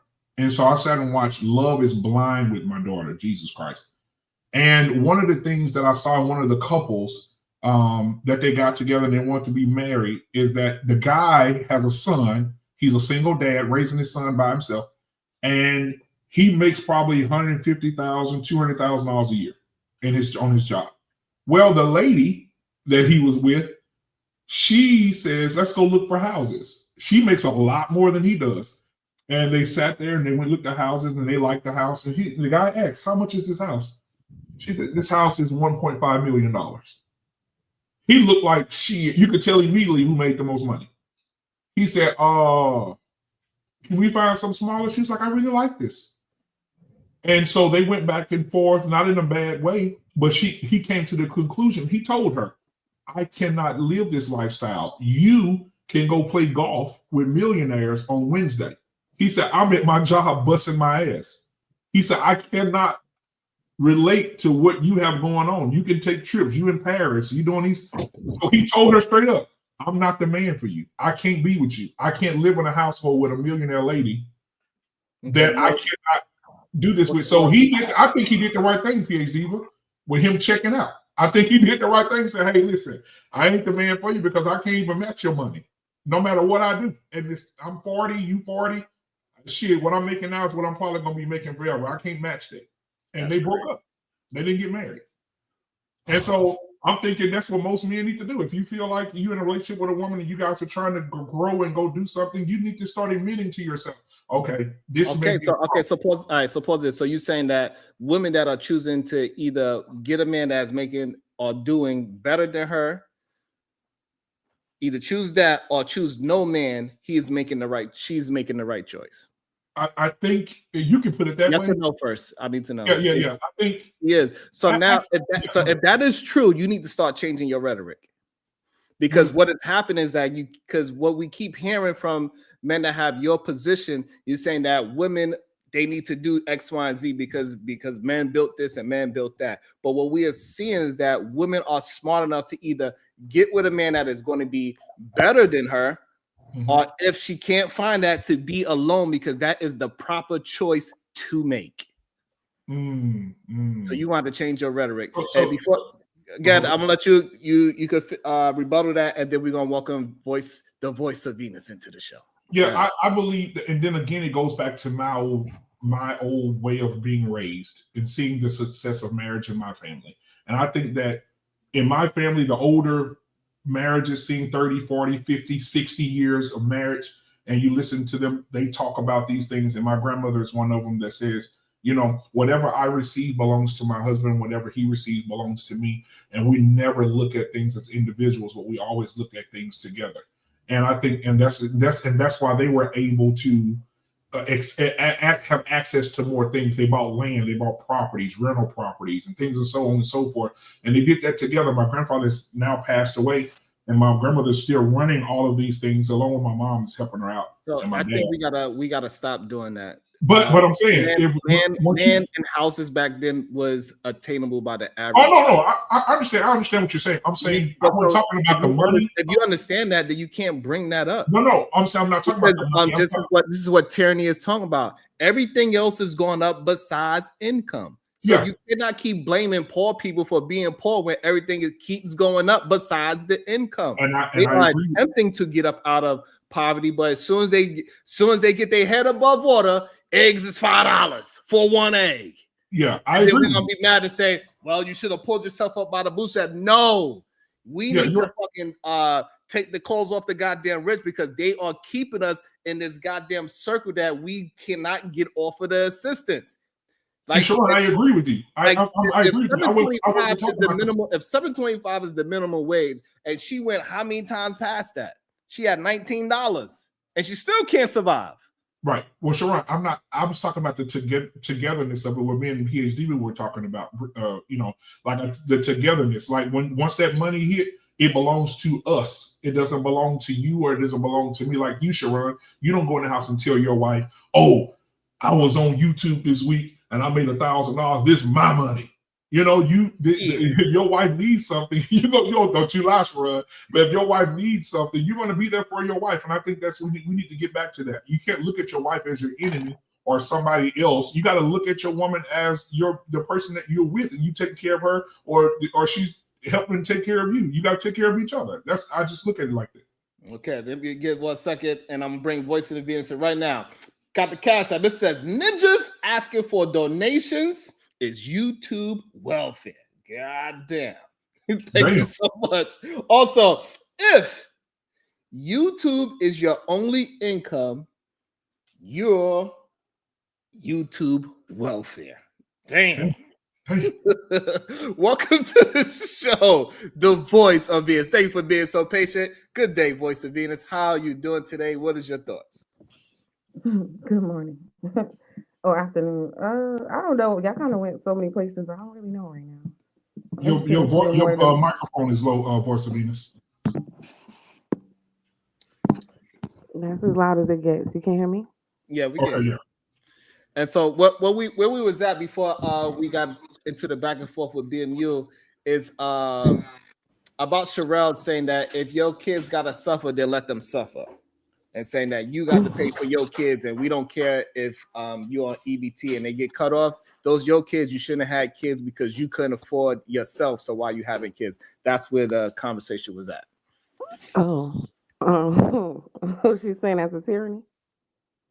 Yes.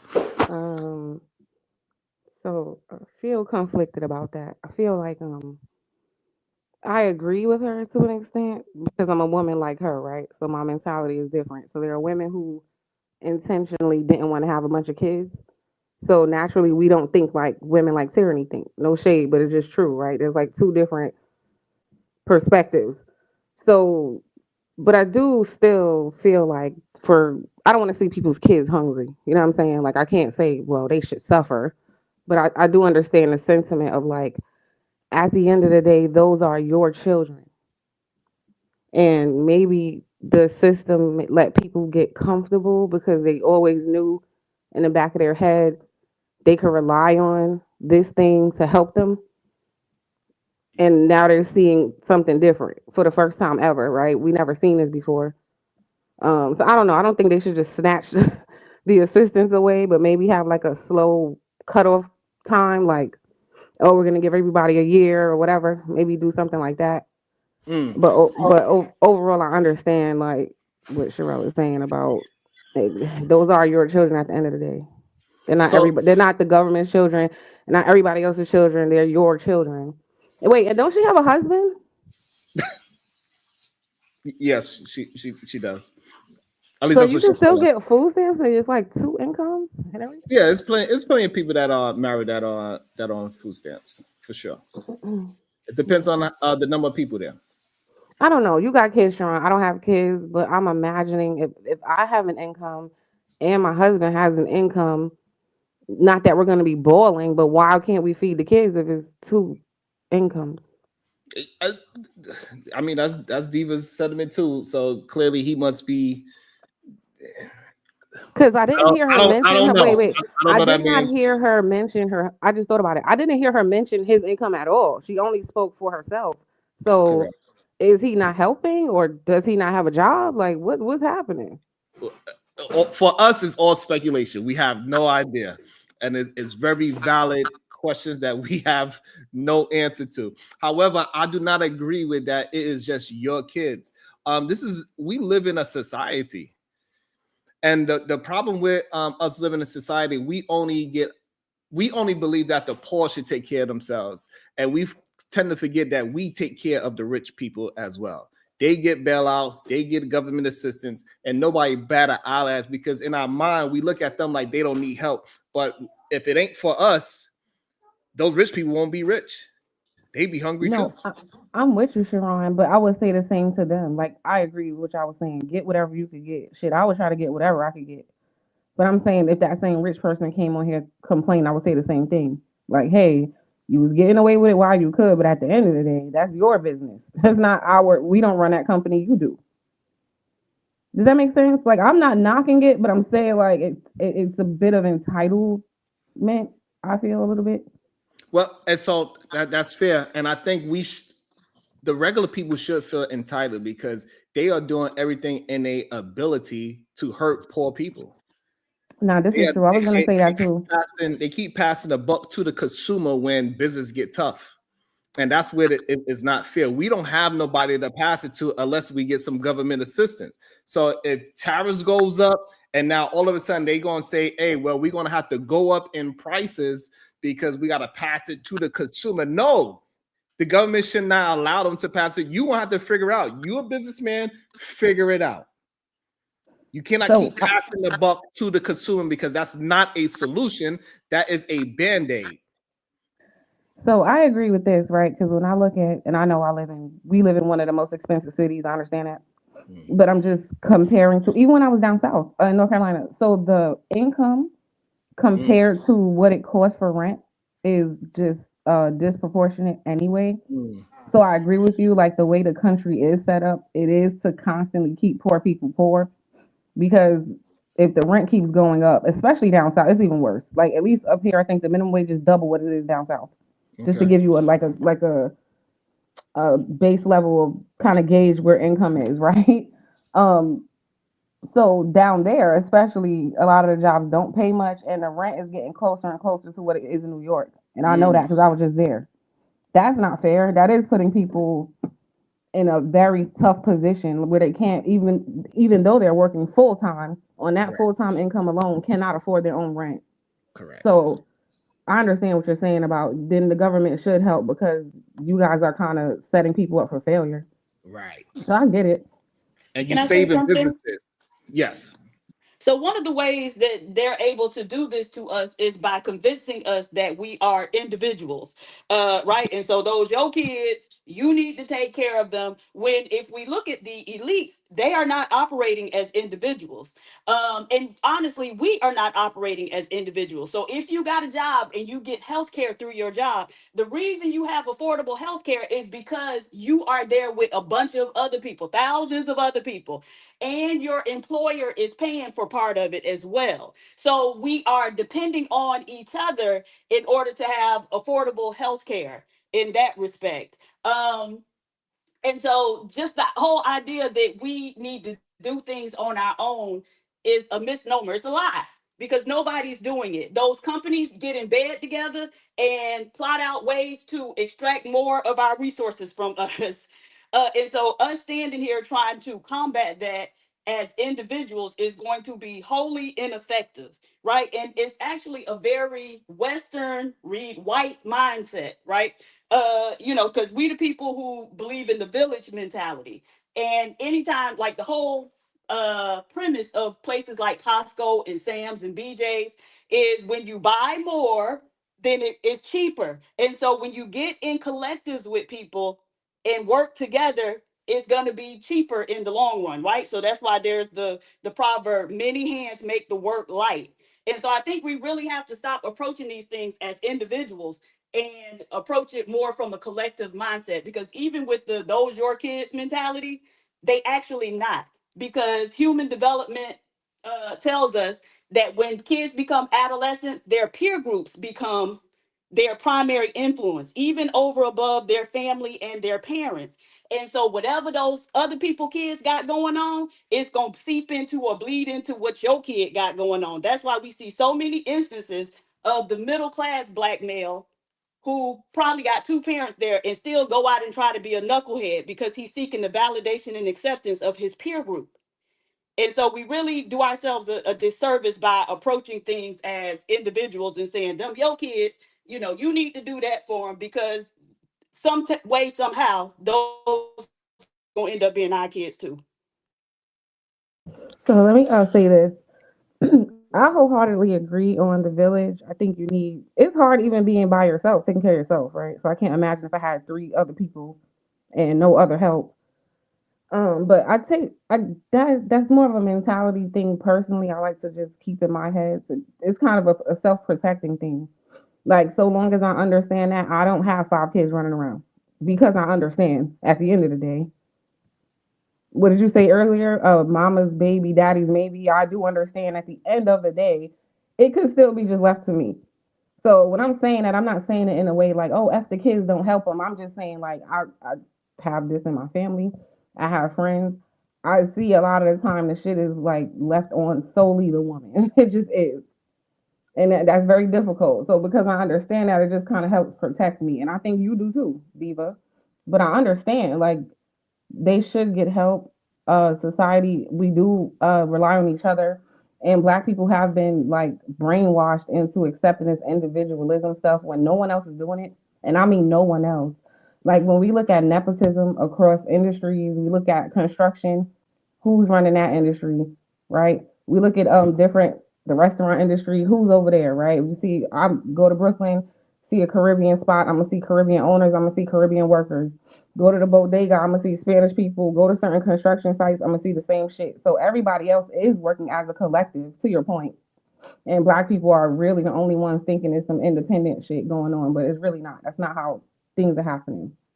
Right. But I'm saying to your personally for point, me, yeah, just personally for me, that's just how I try to look at life because, people are not reliable all the time. So right, very true. But so part of the collective mentality isn't just we step in to help you when times get hard. Part of that is also, bitch, we part of the decision making process, right? And so, like you said, you don't have kids because you understand, and you got relatives who may not have had that understanding, but I'm sure you probably tried to give them that understanding, right? Because I have the same thing. People in my family, I told my niece, even though she was married, baby, stop laying up having all them children. She had 4 of them. Now the man done divorced her and gone on, and now she's struggling, right? So part of the collective mentality is the people who know better also get to participate in the decision making. And so people aren't just making decisions willy-nilly on their own. And so when your family members step in and say, hey, you gonna be a burden on the family system, you need to chill out, then they need to chill out. And if you cannot, then it's clear that you aren't a part of this collective. you mentioned nieces. I don't want to get too personal, but I'll just say same story. And no, they did not listen. They just don't listen. So whatever. Right. And so him who don't hear gonna feel. And that's what I tell them. And make sure y'all hitting the like button for the YouTube algorithm. I don't ask y'all for anything else but likes and shares. I would appreciate it if you could at least the bare minimum give me some EBT likes and some Section 8 shares. I really appreciate Wait, it. and can we? I'm sorry, I was gonna say this question wrong too. To be fair, can we give credit to Black people because I'll give my last dollar for my nieces and have done it, and I'm sure you would too. Like the part nobody talks about is we do help the family when it's school time. Well, I'm gonna speak for me. When it's school shopping time and people need money for shit, they're getting it. Okay, when it's Christmas time and people need money for their kids, they're getting the money. Even if we don't even take credit for buying the shit, but we will contribute. Here, let me put 300 on it. My brother will do the same shit. Here's some money. Go get the girls, whatever. So the family do be stepping in. Nobody really talks about that, but from what I see, even with other people I know, maybe not every day all day, but like people aren't just on their own the way it might sound. I don't know if that's true for y'all, but I help my family financially, and they help me. I'm not just just nobody ever. I couldn't say that and be honest. Like, nah. Yeah, I mean, they do get help, but at the same time, the people that get help, they get pushed down the most. And this is and the issue that I'm starting to have lately is that they believe that people that needs help, they supposed to look like they need help as well. And that's another issue. I don't like that. And this is the rhetoric that has been pushing out lately. Even BMU, he asked me if I had asked you for a certain amount of money and you gave it, and then you see me at the bar buying everybody drinks, how would you feel? I won't feel no way. I would believe that you use it for what you needed it for. Just because you out don't mean like just because you need help doesn't mean that all of a sudden you're supposed to be in depression state. But let me ask you. Man, I had to ask somebody for some money. I cannot go outside and be a normal human being anymore. Well, let me ask. That's what they want. Let me add some perspective, though, Venus. Let me add some perspective to that. Wait, hold on 1 second, BMU. Go ahead, Diva, and then we can let you jump in there. BMU, we're gonna get seem like Lee wanted to jump in as well. Go ahead, Diva.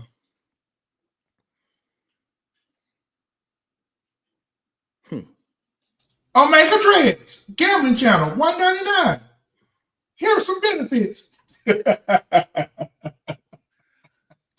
I was like, wait, where that voice come from? Thank you, BMU.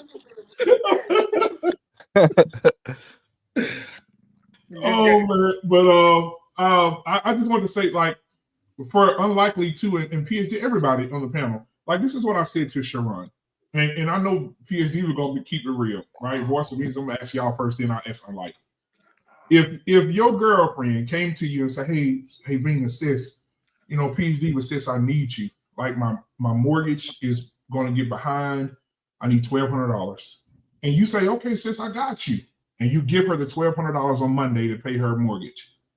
You go out on Wednesday just to get a drink after a long day. And you see the same friend that asked you for the $1,200 saying, shots for everybody. Hey, turn up, turn up, turn up. You know, no, that would piss me off. I'm not gonna lie. Yeah, I would be pissed. Like, exactly. That's what I'm shot money. Okay. What would you do if you see them out dressed nice, new clothes, they turning up, shots for everybody, and you just gave them $1,200 3 days ago for their mortgage? I got a family member like that, and I cut her ass off. I'm not gonna hold you. You listen. It was becoming a lot. Exactly. PhD. Well, so once I give it to you, it's yours, right? But like, I'm not the type that's gonna like follow up with you. Like, I done gave a friend $5,000 and said, here, take it, do what you need to do. Like, you know what I'm saying? Like, so I feel the same way. I gave it to you, and it's up to you. But you better not come back to me with the same problem and say, hey, right, you know what, I'm studying. Then now I'm like, hey, you better go get them shots. All the people that you bought shots, because I ain't get one of those drinks. And then that's when I could be a little sarcastic. But at the moment, I'm not gonna look nothing at, because I'm gonna believe that you did what you had to do, and that's why you asked me. And I'm not gonna bring it up or be upset unless it becomes a habit, because I don't work for you and you don't work for me. So therefore now it's becoming a habit that you ask me every 2 or 3 months. That's an issue. Yeah, that part, that constantly meeting, because I'll help you, but if I see it's a pattern and then you're partying and doing stuff like a person who got it, and it's like, yo, I work and I got it and I don't even do all that shit you doing. That's how I started feeling like, all right, girl, no, I'm not. Yeah.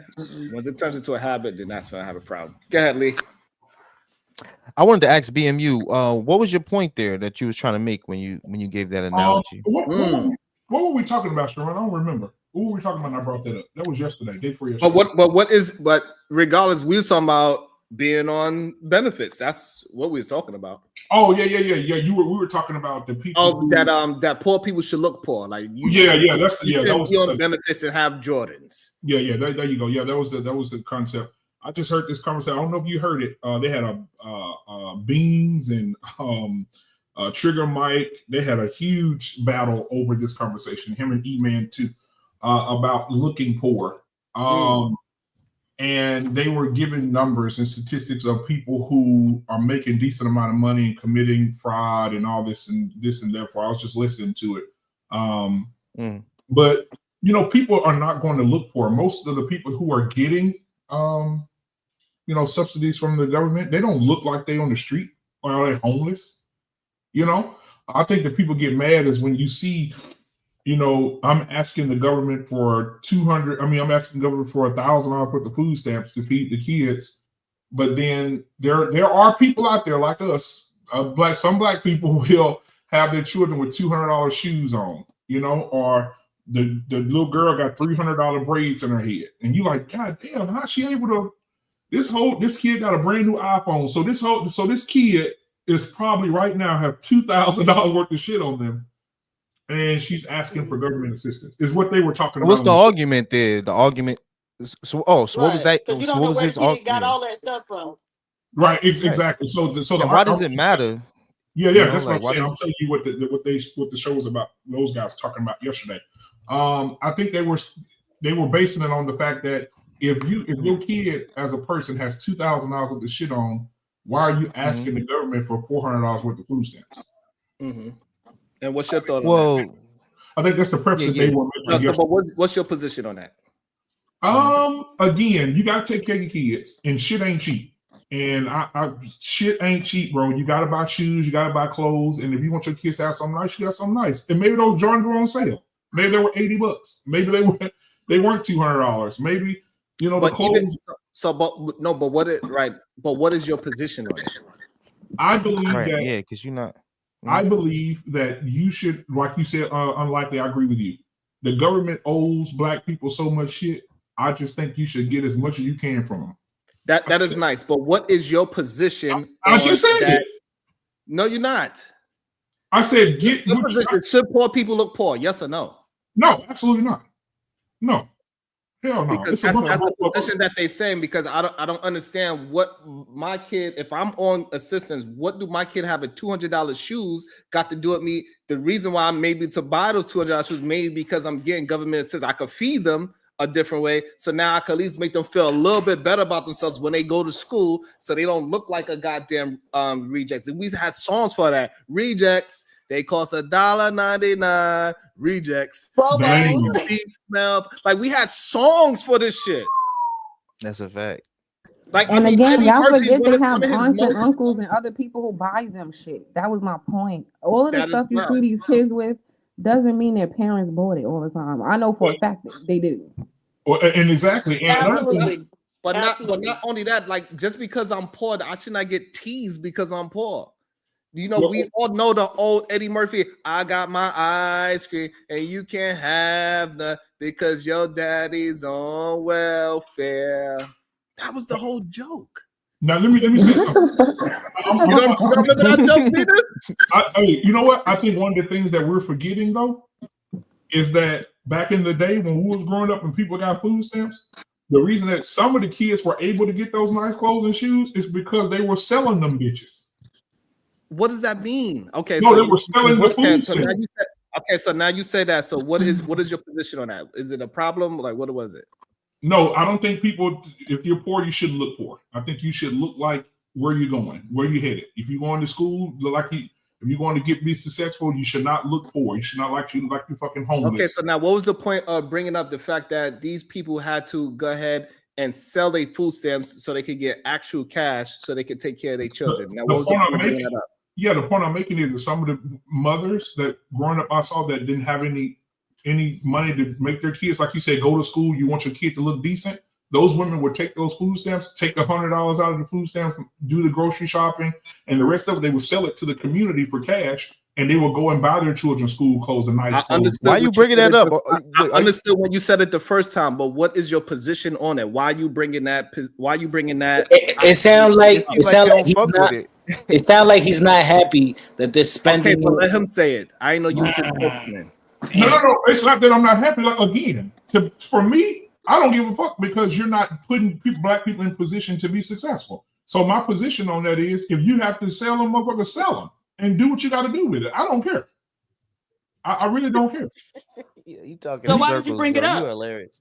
No, I brought it up to say that there's different levels of these people saying, "Oh, food stamps, kids got nice clothes." Yeah, some of those clothes came from the fact that mothers had to struggle and go sell them bitches to make sure their kids have what they needed. So, but regardless, they use the food stamps to take care of their children. Right. It still went to the kid though. However they did it. Yeah, they still went to the kid. That's what I'm saying. Okay, they got $100 cash and bought the kids some shoes. So what? Like I don't get why people even care that much about what people on welfare are doing. Because you brought it up in a negative light.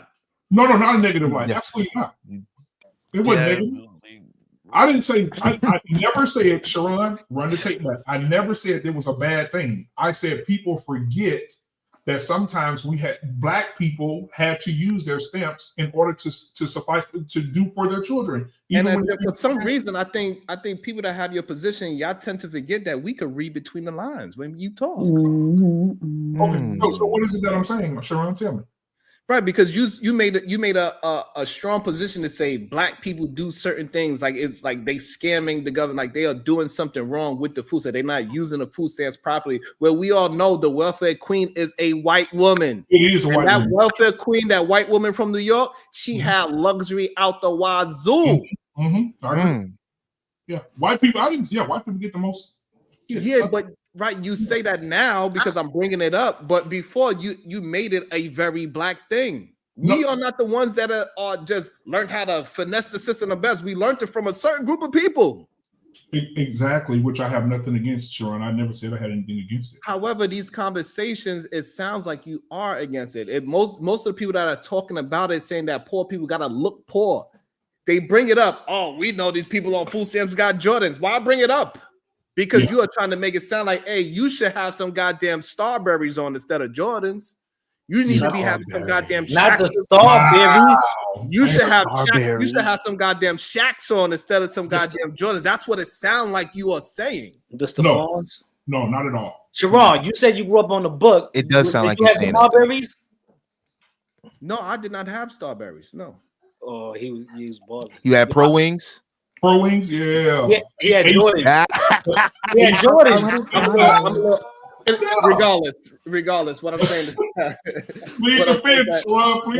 it doesn't sound as if you are talking about it in a productive way. It sounds like you are belittling people that are doing it and trying to make themselves look presentable, even though they live in the projects. Like people that live in the projects, people that are on food stamps, all Section 8, they should also look like they on it. You have no right to be walking outside and buying shots for nobody. You have no right to be looking good. And we all know that's just some kind of form of trying to make yourself feel a little bit better. Yeah, it's coping. It's jealousy, Sharon. Let me say this real quick. It's jealousy, Sharon. It's starting I have to a sound friend like who's a caseworker, and she is always talking shit about. She works for HRA, right? And she's always talking shit about how the women are dressed when they cover there to apply for assistance. And then, but when I look at like what she gets paid, I don't exactly know, but her market rent, because she can't qualify for none of those things. So she's kind of barely making it, and she's doing the right thing. So I think some of those opinions come from people who like, damn, I get up, bust my ass, actually go to work, got a degree, and I could barely afford to get my kids Jordans. I think that's what, just he's not being honest, but I think that's the real, like, there's a little bit of like, how the hell you get all of this and you're not doing half of what I do? They're kind of upset about it. Yeah, that's what it kind of sounds like. Yeah, I'll say this too. If you have a group of people that you owe $1 trillion to, then and they're not getting it, then I think the people should just get from the government what they can. I agree with Unlikely what he said earlier. If that's the case, you need to start getting on these panels and speaking like that. Because when you get on these panels, it don't sound like that's what you're saying at all. It sounds like you're against black women. It sounds like you're against black folks. You sound like that you feel a certain way about black folks trying to get something in the system. And we keep forgetting that like we got beat up by a certain group of people in this goddamn country, and then was told that we got to figure out a way to live with the person that abused us. We totally forget that part.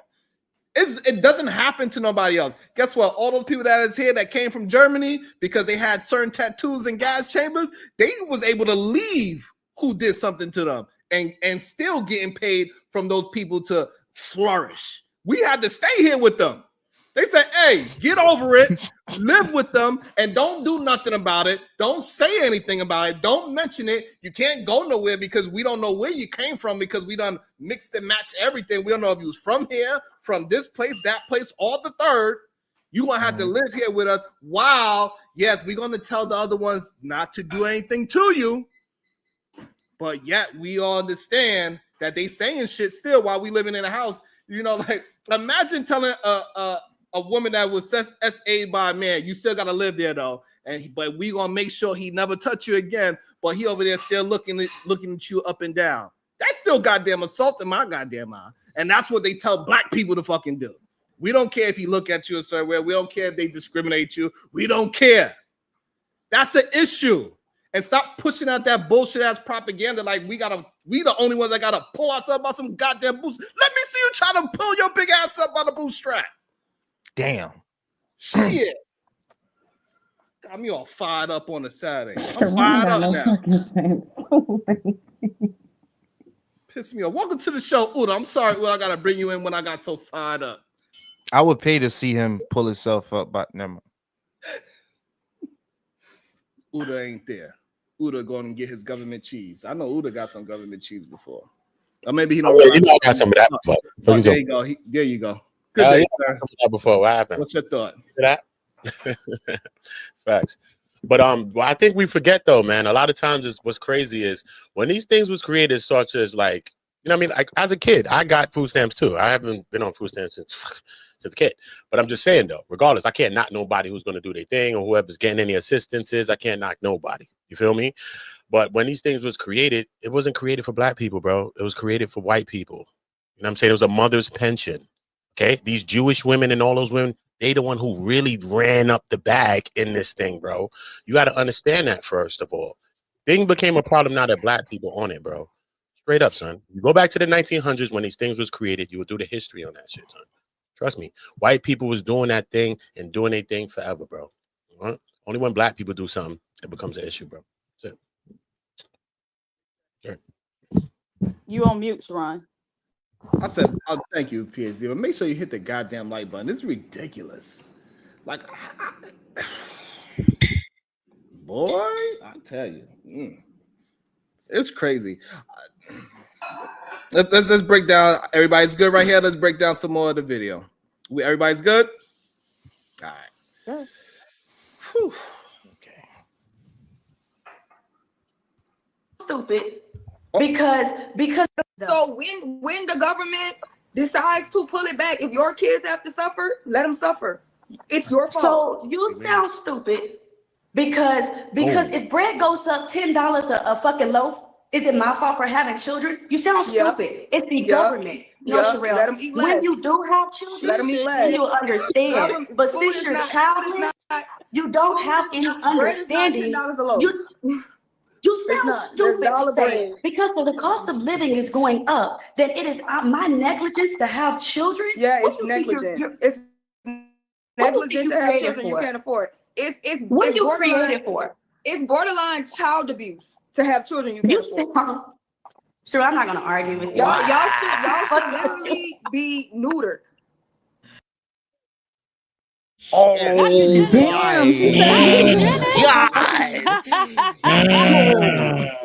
oh my God. Oh, I was not prepared for that. Neuter. That is child abuse. She's right. Yo, she. Let's go one at a time. Let's react to that in real time. Go ahead. We're gonna start with you, Lee. So not exchange. That was it. Wow. That's all I gotta say. PhD, but what's your thoughts on that exchange? So, two things. So, the first thing I was thinking is about our values, right? So, what are our values? Because oftentimes that will, it can protect or put us in the line of fire. And so I'd actually like to do a little exercise and go around the panel and ask people what their 3 most closely held values are. And then I'll come back and make my point. Oh, go ahead, Lee. What's your 3 closest values? I would say family, freedom, and existence. Okay. Uda, what's your 3 values that you hold close to your heart? God, family,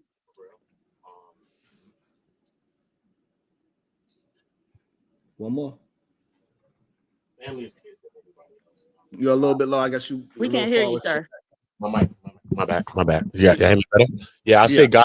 I'll say family. And I'll say Respect. I say respect. Because respect is realer than love, son. Everybody love everybody, but nobody respect shit. Facts. Okay. Go ahead, BMU. I would piggyback on that God family. I would say also community though, because you can't be successful and then the people around you are not. So, okay. So those three things for sure. Voice of Venus. Yeah, for me, God is number one. Love God. I love my family, and the most important thing for me is constant evolution, constant learning, constant growing mentally. For me, that's just like very important. I like it. Fighter complex. Family, boxing, and music. Okay. Boxing is a value. Yeah, that's what he said. That's what he liked. I knew I was gonna say it. Fighter don't say boxing. I knew he was gonna say. You better say. I can't throw these hands. Boxing saved my life. So he said violence. Violence is a value. So all right. Hey, it is what it is. Go ahead, Diva. So now what's your thoughts? Okay, so one of the very closely held values that Black people used to have was self-sufficiency, right? And so most of us, well, I don't know about up north because y'all ain't really got no space for that. But if you grew up in places where you actually got a yard, most of our grandparents, great grandparents had shit growing in the back, raising chickens, right? And so their relationship with nature was much closer. And so self-sufficiency can help shield you because they're talking about the price of a loaf of bread. But if you can get in there and bake your own bread, right? See how we see Bomb Cherry doing a lot of time? Bomb Cherry make a lot of her own stuff. It can help shield you. And so if we, focus on what our values are and make our most closely held values and not just in lip service, what we actually act out every day, in response to our environment, then that can help shield us in some way. So that was one thing I was thinking when they were talking about the price of a loaf of bread, right? Because a lot of these young see mamas that, Diva? what happened? Right, absolutely. But a lot of these young mothers don't even cook for their kids no more. You go in the stores when the food stamps drop and the whole frozen food section is decimated, right? Get your ass in there, get you some ground beef, daddies too, not just mothers. Get you some ground beef, some spaghetti, some crushed tomatoes, some tomato paste, and get your ass in there and make them kids some spaghetti, right? It goes a lot farther and it's more healthy for the children. And so that was one thing I was thinking about. The other thing was about, the neutering. That's eugenics. And it's just sad for me to hear Black people actually espouse those type of ideas and endorse that type of thing when that type of thinking was used specifically against us to harm us. And so it's just interesting to me how the same things that will be vehemently against in one context will adopt and try to use to harm other people in another context. So those were my thoughts. Woo, Uda, you're gonna have a tough time going after that. Go ahead, Uda. I respect her position. I respect it. What you want me to say to that? She made a lot of points, isn't it? What you want me to... It's more about like no, he's saying the clip we just saw. You can either talk about what Diva just said. If you don't have, if it was perfect because she said some great things, you could just talk about what we just seen in the video. I think Diva made some good points. But how do we go about pulling ourselves up by the bootstraps? How do we attain that? You know what I'm saying? We understand community is going to be needed. We got a community. Us being able to look at each other, first of all, and see each other when we see each other straight. Because we could be, as long as we could be 5 or 6 Black people right here, look at each other, see each other, communicate, whatever. Even if we go up with each other, argue, we can still have the conversation. But when we all leave here, we go outside to go somewhere else, that's broken. You know what I'm saying? So all of the building up the generational wealth comes with us building together, though, because everybody that did that was on a building together type of timing. So how the hell do we really build generational wealth by ourselves? You can, it's possible. Anything's possible on earth.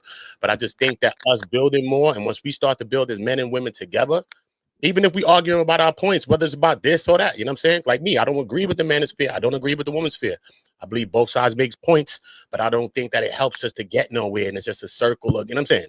So I just think that us coming together and building about whatever the situation is going to help us to get to a bag, or whatever the situation is, man. Period, boy. And so when I heard what Diva said is just a very true statement that because regardless if things happen, and at least for the bare minimum, I know for a fact I'm going to be able to eat some goddamn bread and I won't starve to death, because all it takes is some goddamn water, some flour, and we going to eat something. A lot of the vegan meat that she makes, right? She makes that shit from scratch. She make it straight from wheat. Yep.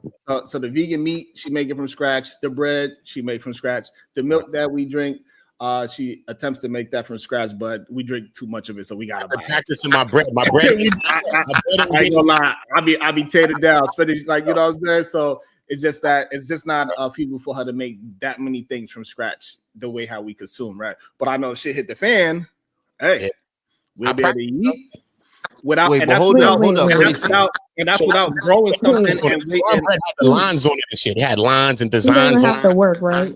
my Your wife level doesn't of have to work, right? Because we got to include that too. Your wife she don't doesn't have to work, outside the house. right? Outside the house, yes, correct. Right. She doesn't have to work Right, but outside the so house. but we So, don't have to do everything though, right? wait, I just And want to so like, finish what I'm getting at. To be fair, I understand what you guys are saying, but time is needed to be able to do those things, right? So if you're talking to some women they work, then after work they have the kids, then after that they have to help with homework. They have to some of that buying that frozen quick to make stuff is because there's only so much time in a day.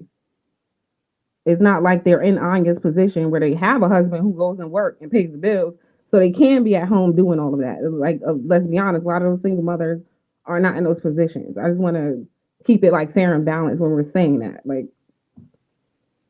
yeah, right. that would But be so great, but it was that's not the just a reality. generation ago when single mothers were able to cook though, right? And so I don't know if I buy that. But the other thing is you don't have to do everything, right? So Anya makes bread from scratch. If Sharon had a neighbor across the street and maybe they make the milk, y'all can, that's what people used to do, barter. So you didn't have to do everything, but whatever you had, you took it to the community and you exchanged that with somebody else in the community who had what you needed. And so we don't have to be jacks of all trade, right? Real. But we do have to have relationships with one another. Yeah, somehow, some way. Somehow, some How way. do y'all? No, that's a fact. But like, what about her saying that it's borderline like child abuse to have a kid? I kind of because I wanted to hear y'all to have a just to have a kid without having money. If you have multiple kids being already, rich. let's say you have a kid or 2 kids already, right? You're not in a position with the 1 or 2 kids that you do Which have. she does. The woman in the video does, by the way. I'm just letting you know. Another kid right now is what? First of all, you're taking away from those other 2 kids. That's mad foul, right? You're not even able to. You agree with? Hold on, slow down. Yes, he agrees. Yes, he agrees. Oh, yes. Okay. I just Agree, bro. I just want. Oh, my bad. How Like, you my feel pops about got it? How do 13 kids. My pops got 13 kids, bro. And I never wanted to be like him. 13 kids. I got 12 brothers and sisters, homie. So I get it, bro. And I never wanted to be like that. You know what I'm saying? Because how can you take care of all these kids? It's not even about money. Money's not everything, bro. So at one point, them kids could get a job too. I'm just saying. How could you give all these kids attention, bro? Everybody got their own ego, their own mindset. So that means you got to be a parent is real, son, of multiple kids. You're a different person with each person because everybody need their own kind of love, you know. It's crazy because everybody's individuals, man. So the greatest parents are able to do that. So when you don't, come on, bro. You know what I mean? I think it's abusive, bro. It's a responsible I hear and you. selfish. Yeah, I think it's abusive. Damn, but that was her argument. Anybody else believe that it is a form of abuse to have multiple kids that you cannot financially afford? Anybody else? I agree. I kind of do. I'm not gonna lie. I Damn. kind of do because just like what's his Uda said. Just like Uda said, yeah, I come from a family where there was like a lot of kids and not a lot of resources. So it's not no shade at her. A lot of us are speaking from our own experience, and Like he said, I did not want to be like that either. I was looking at that situation like I would never, part of why I don't have them, I would never want to bring kids into the world and raise them in struggle. Like I would never want to do that. That's why I didn't do it. So for just personally for me, obviously based on my decisions, I absolutely agree with what Sherelle's saying. Like I wouldn't bring a kid into having to have hardship from fucking day one. Like that's not a good life. I wouldn't. Yeah, I don't think that personally. I'm not Damn. cool. So I got a Since question I for you, asked the question, if I No, could I don't just, want a question right now. I want everybody to get their point because I think Lee disagrees. So I want Lee to get all the information so he could. All right, so I'm gonna hit this. Yo, Lee. I just said no questions. wait, No. This is directed to Lee. No, this is directed to Lee. No, but it's not. Yeah. Not. Hold on. What I'm saying, do you believe that that if you cannot financially take care of a child, that it is neglect and abuse? That's the conversation. And so I said yes, and I was gonna ask something directly to Lee because he asked the question. It was a response. I was gonna say, Lee, how would you view a man that has multiple children? Huh? He ran down on you, Lee. He ran down on you. How would you feel about smooth down? Go ahead. No, go ahead. Yeah, no. How would you feel about that? About a guy that has a bunch of kids and he can't afford them? Well, no, I mean I don't disagree. I just asked the question because I wanted to hear everybody's response. But I 100% agree. I think it's a form of child abuse. It could be looked at that, and I also think it's a form of being selfish. And I think that those women that have those type of kids, they usually have an agenda with it to use the system to live for free. Like usually most women, like it was this dude named Rick. He used to pee on himself all the time when he came to school. And then we found out he had 13 other brothers and sisters. And like she just was neglecting, bro. You know, he grew up and everything, you know, he got arrested, you know. But most of the time when I was growing up, I seen those type of people who had a bunch of kids. They weren't thriving. They were like surviving, and those kids like was just like left to whatever happened to them. So yeah. I just wanted to hear everybody's response because nobody asked the question. Who didn't respond yet to it? Go ahead, BMU, why do you believe that it is a form of neglect and abuse if you cannot financially afford your child? Go ahead. Because you're bringing your children into the world and you're struggling every day. And now this child, how many children we romanticize it as Black people, but if you can listen to grown ass people now say, man, when we was little, we had to eat mayonnaise sandwiches. We had to eat the bottom of the chips of the bag. We couldn't eat nothing. We had to have fish crumb sandwiches and shit. We couldn't eat, man. Mama wouldn't have no food, nigga. We had to go to our cousin's house to eat. You know, that's not, we romanticize that shit, but that's not the way a child should be. A child should not have to go across town to get a sandwich from his aunt's house or his grandma's house or go a day without eating. You know how many kids are in the system in the schools right now who, if they don't get their meal, they don't eat? Right? And they have to go home hungry. The only food they get is at school. Like, it's a lot of kids. That's just, why would you bring them in the world? You living in the projects. You have no money. You with a man that don't want to that's not going to take care. You know he's not going to take care of no kids. You bring the kid into the world and the kid is in the system day one. The kid is struggling day one. And then when they get older, the trauma becomes so normal, they romanticize it and say, oh yeah, we struggled, but we was good though. No, that is trauma. That is child abuse. Wow. Okay. Diva, do you believe it as well? Yes. Yeah, but that's the thing. If you have children that you can't take care of, if people outside the home are able to see that and they call the state, that's what they consider it, right? It's either child neglect or child abuse, and you're going to have some type of issue. You are going to become part of the system, right? And even if they give you parenting classes and resources, there's some form of monitoring. So the state considers it neglectful or abusive for parents to have children that they are incapable of providing for or caring for. So yeah, that's why I agree with it. Damn, man, I think it's I agree and I disagree, and I hate to be on the fence on this, but I just don't believe you can put a price tag on Parenthood because there's really no price that you could really put. As Diva said earlier, she know a couple that are both making 6 figures and they still struggling to figure out how they're gonna take care of this child with assistance and schooling and all these other things. At the same time, they ain't hurting to feed their kid neither, right? So I think it's a slippery slope because I definitely had, I don't know. But you already said it, Sharon. You said they ain't hurting to feed their kids, so they're not a part of this. Right. So they most likely because that's the biggest thing is like the feeding your kid part is not being able to take care. You ain't feeding your kid, you are doing an absolute terrible job as a parent if you ain't feeding them. That's crazy. I was about to say I was kind of, but I never was in a position where my kids didn't eat. Unlikely. I will say this: it also leads to criminality. If a kid can't eat, they'll go to the store and start stealing chips, honey buns, drink, get arrested, go to juvenile jail. Yeah, they go to the hood. Yeah, they go to the dope boy. They figure out how to get. Yeah, so that's basically not taking care of your kids. If you're not feeding your kid and clothing your kid, and taking making sure your kid in school, it's not even that. It's not really that hard. Like ultimately. Yeah, man. Even in a day like today, I think it's more abusive too, because I think back in the days, more like even the people before us, I think people had a certain durability to them. You know what I'm saying? The older people from back in the times. You know what I'm saying? Even us is some products of that from our parents and shit, because they grew up like that from their mothers and all our grandmothers. Hey, Uda, what we did? We bought 2 chicken wings and some gravy, right? The kids I think the kids nowadays is different, bro. Like I wouldn't want to be a kid growing up today, bro. These kids is different, bro. And the time is even different too, son. So I think right now, especially not being able to be there to talk to these kids for real, less about money. Money's a lot because we need a lot of money to take care of kids. But it's about all the other things when you're raising kids, man. Time, speaking to them, making sure that you have a relationship, a bridge that they can speak back to you. And all this so many things that's going on, right? To be a parent.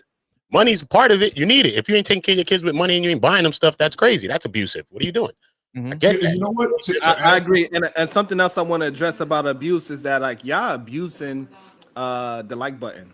That's crazy. Oh damn. Right. We not like we having great dialogue. Nobody is begging for anything besides likes and shares for the YouTube algorithm. So then maybe I could get some of those rich YouTube watchers to start sending those purple and blues and the reds, right? I just want to try to get into that algorithm, and I need y'all help to get into a broader algorithm, because the only way we can really keep building is that we got to practice now by just helping with what we can help with, right? And one thing that we can help with is likes and shares. So I know it's the first of the month, and a lot of our people, they got their thing cut off. So maybe you don't got 99 cents. That is okay. But you do have a like button and you do have a share button. And I appreciate everybody that can please contribute with helping us out in the algorithm. And I also want to welcome to the show. Skis is yours. What is your thoughts on that? Then I got to bring somebody else up.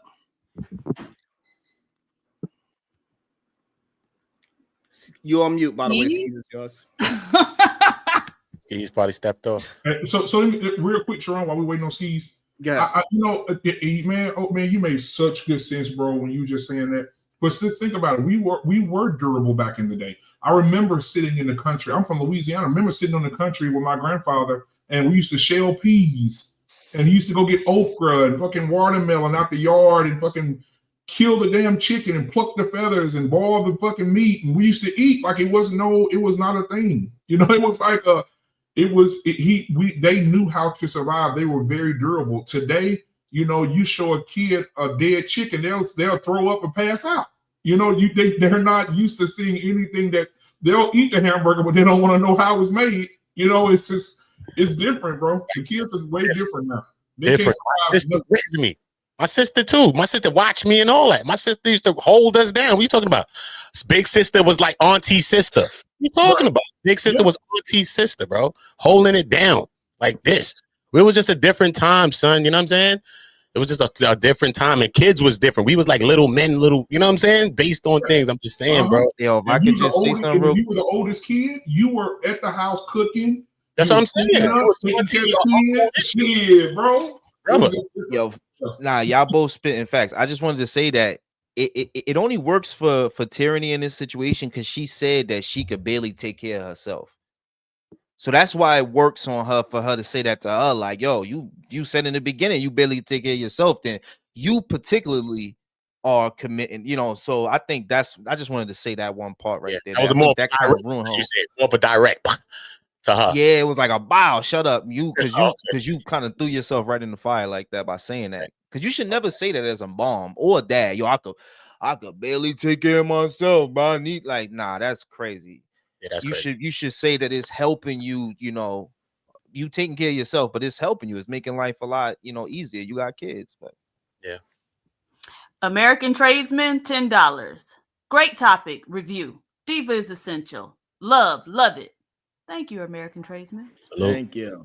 Appreciate it. Wait, do Hell y'all yeah. agree with the being neutered part? That stood out to me. Yeah, that was just a damn. That was crazy. Who being neutered? That's another point that we gotta break up, right? We need to break that down as well. Uda, what's your thoughts? Do you agree that poor people need to be neutered? Yes. That is crazy. People need to be neutered.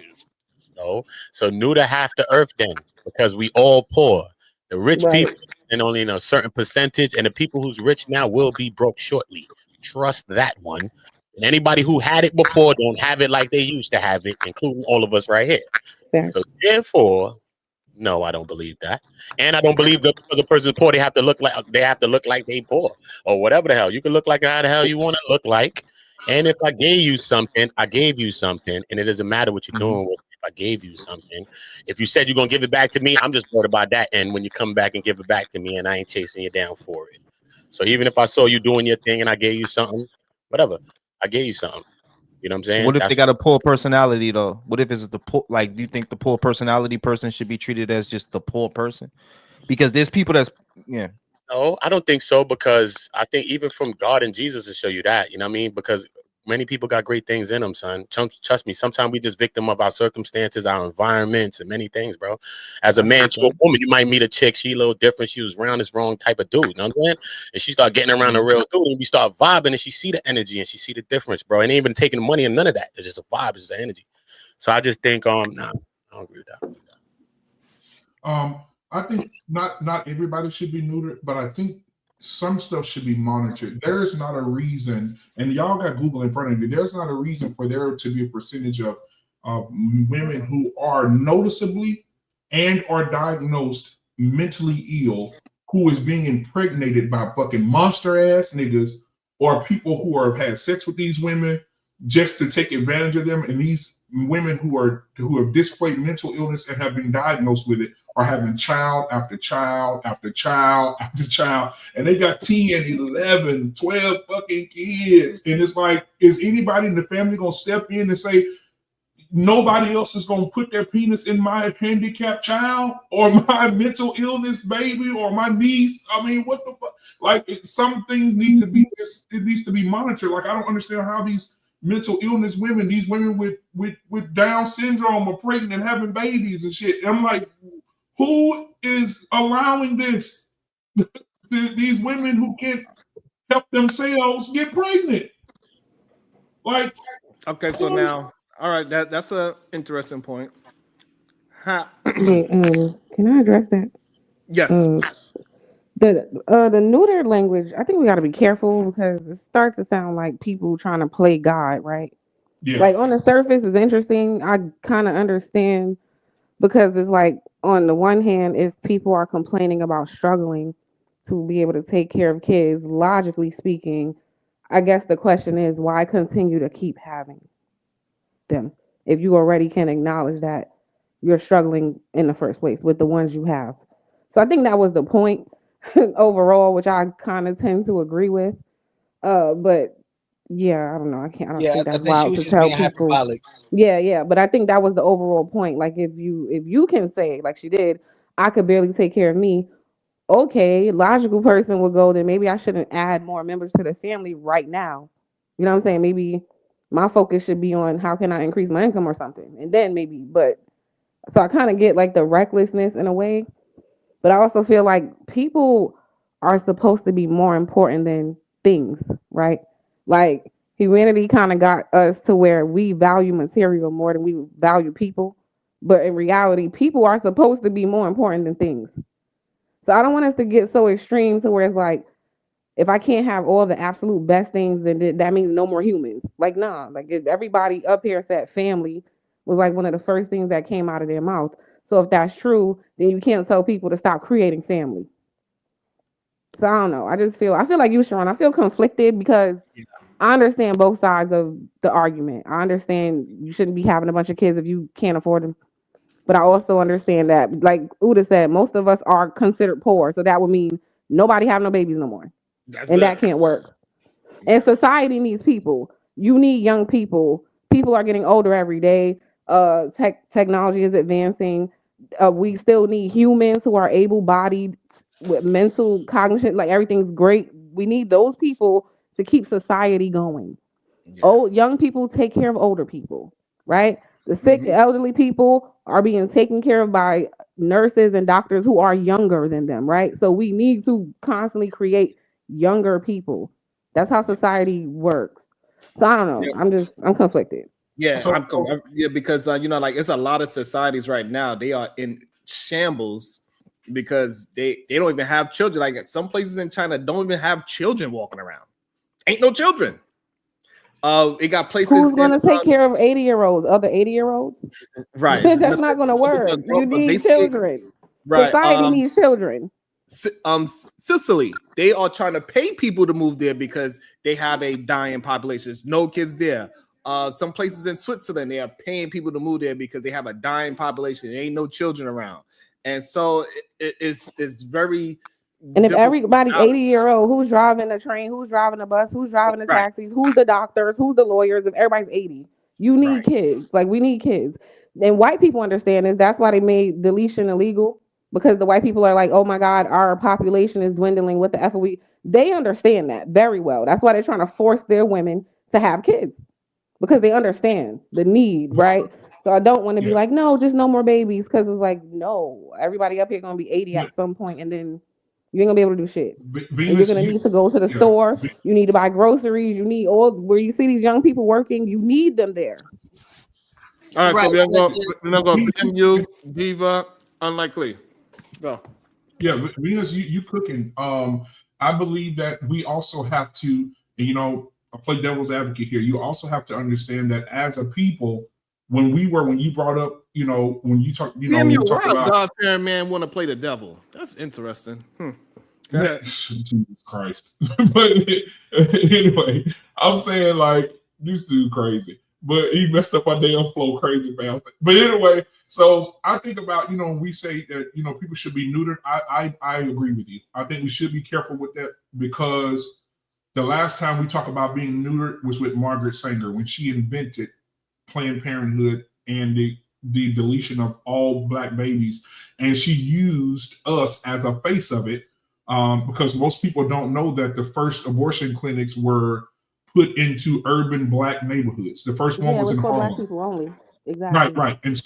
And she convinced Black people of the church, Black doctors and nurses, to convince the Black community that deleting their babies would help them financially, help them not have to deal with their children. And so 20 million children later, right, we're here like, man, we lost a whole damn generation of children, 20 million in the Black community. And so I think that that's one of the things that we have to look at too, is like, how many did we lose when we were convinced to just get rid of our children and just take their lives?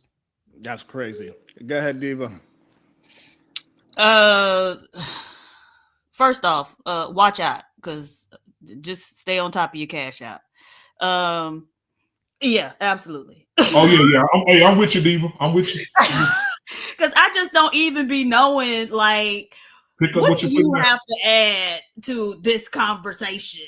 A community conversation, and here your ass go like you got something valuable to add. Nevertheless, just let him go, Diva. We gonna get that out the way right now. Right. I'm gonna say this and then I'm gonna get on it.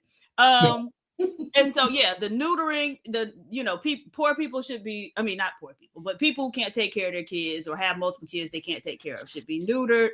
Does sound a lot like eugenics, as I stated before, and just given Black women's history in this country of forced reproduction and also forced neutering.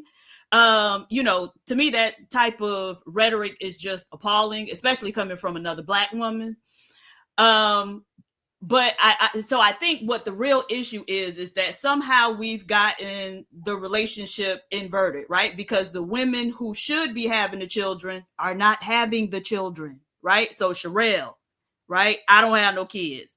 If I'm not mistaken, Venus said she don't have no kids, right? So the stable women who are able to take care of the kids and who do have a mindset that we would want passed on to the next generation, they not having the kids. It's the women who don't really have the wherewithal to instill in the children the values and the skills that they would need to go off and be productive. They haven't a whole lot of the kids. And so I think that's more so the issue that we should be paying attention to and trying to solve rather than trying to neuter folks. So that's what I thought about. PhD, like that. And before I pass it, point though.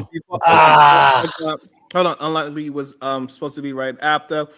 I got a cast up. It says PhD, but got these ninjas scared to disagree. That's a good point. You know what? That's absolutely not true. I wanted to make a point. That's hilarious. No, I think we just all kind of agree on the same thing. And I got one more cast up before unlikely go. For some of y'all ninjas need to be castrated ASAP. God damn. Go ahead, Lee. I mean, what do I say after that? Sheesh. Oh, God damn, castrated. God, cut my balls off. Django me. That's crazy. Yeah. I don't take. I think she was just kind of being like, she was gaslighting a little bit with the word by saying neutered. I think she was just trying to say people who would say I could barely take care of myself shouldn't have kids. I think that's what it was. And I don't think it's about like poor people.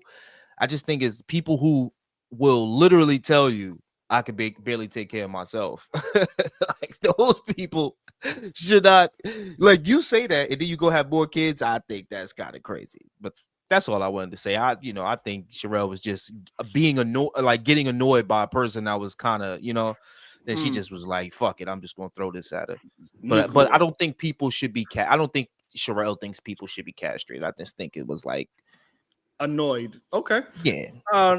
Also, Cash App, it says my super chat didn't work. Great show. Thank you so much, my brother. I really appreciate that. And now let's welcome into the show Wildheart. Go ahead, Wildheart. What's your thought?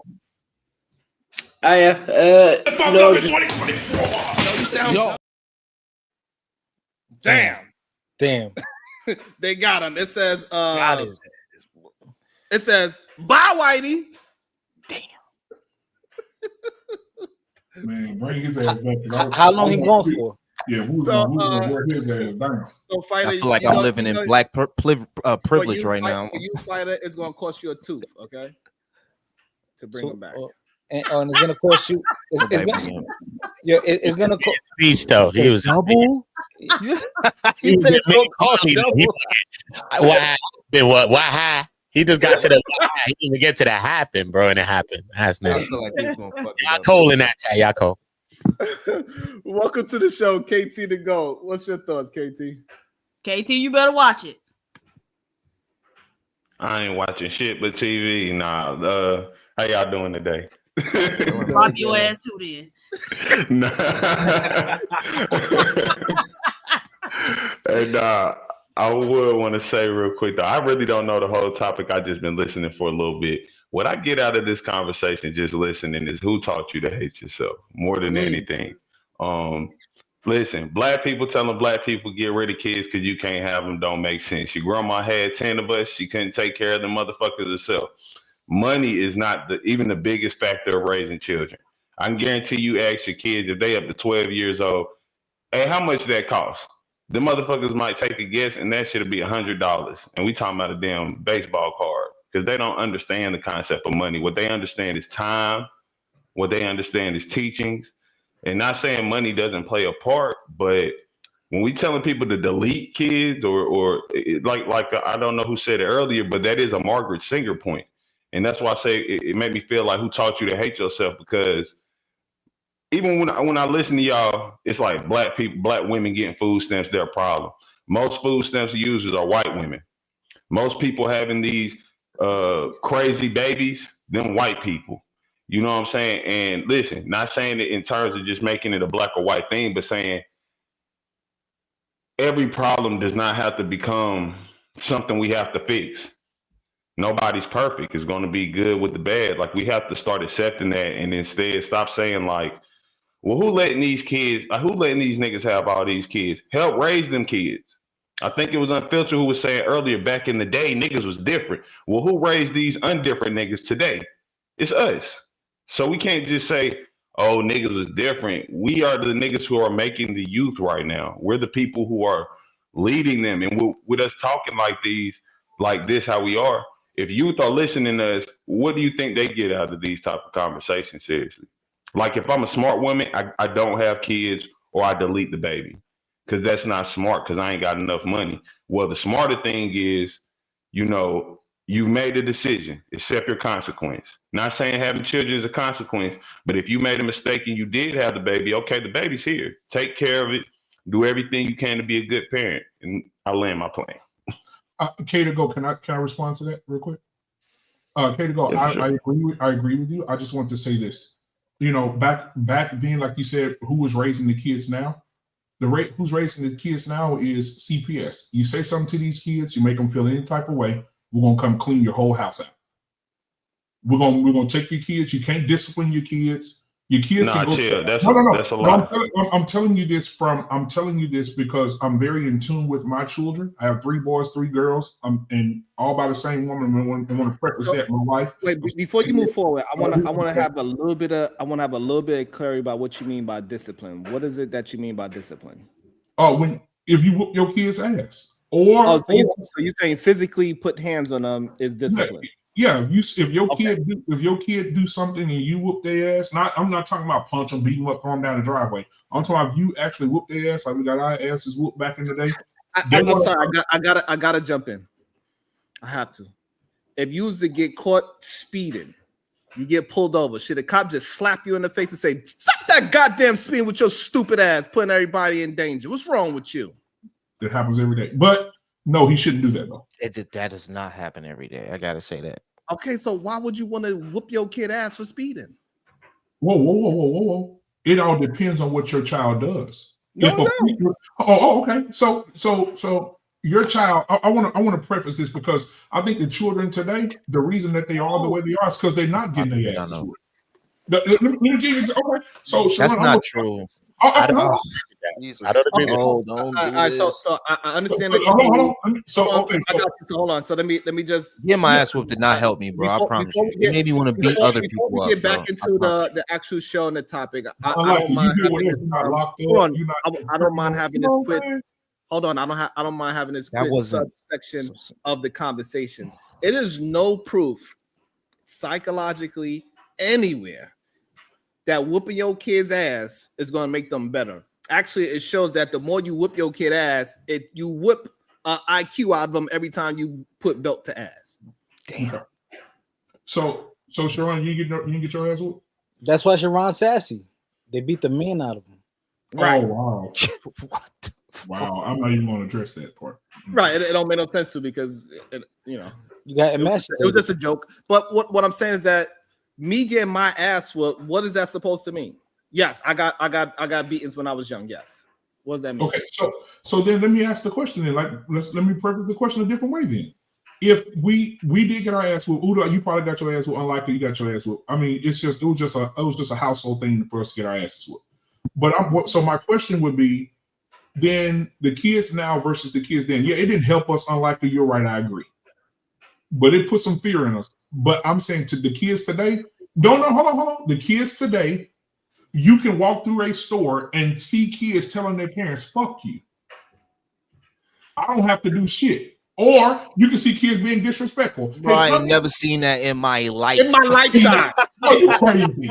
You crazy. You crazy. I never Listen, seen no listen, little it boy is- say to his okay. mom, "You ain't." Okay, hold on, BMU, hold on. So are you talking about on TV shows like Dr. Phil, where it's like bitch catch me outside type situation? Or are you talking about in real life where you just casually walk to let me go buy me a Butterfinger? It's just some little kid, man, fuck you, mom. I can't get no goddamn hot Cheetos. I'm talking from a coach's point of view, coaching these boys in Little League football up until they're 12, 13 years old. When the mom was on the sideline and she screamed at her son, do this, he's saying, shut the fuck up, I'm trying.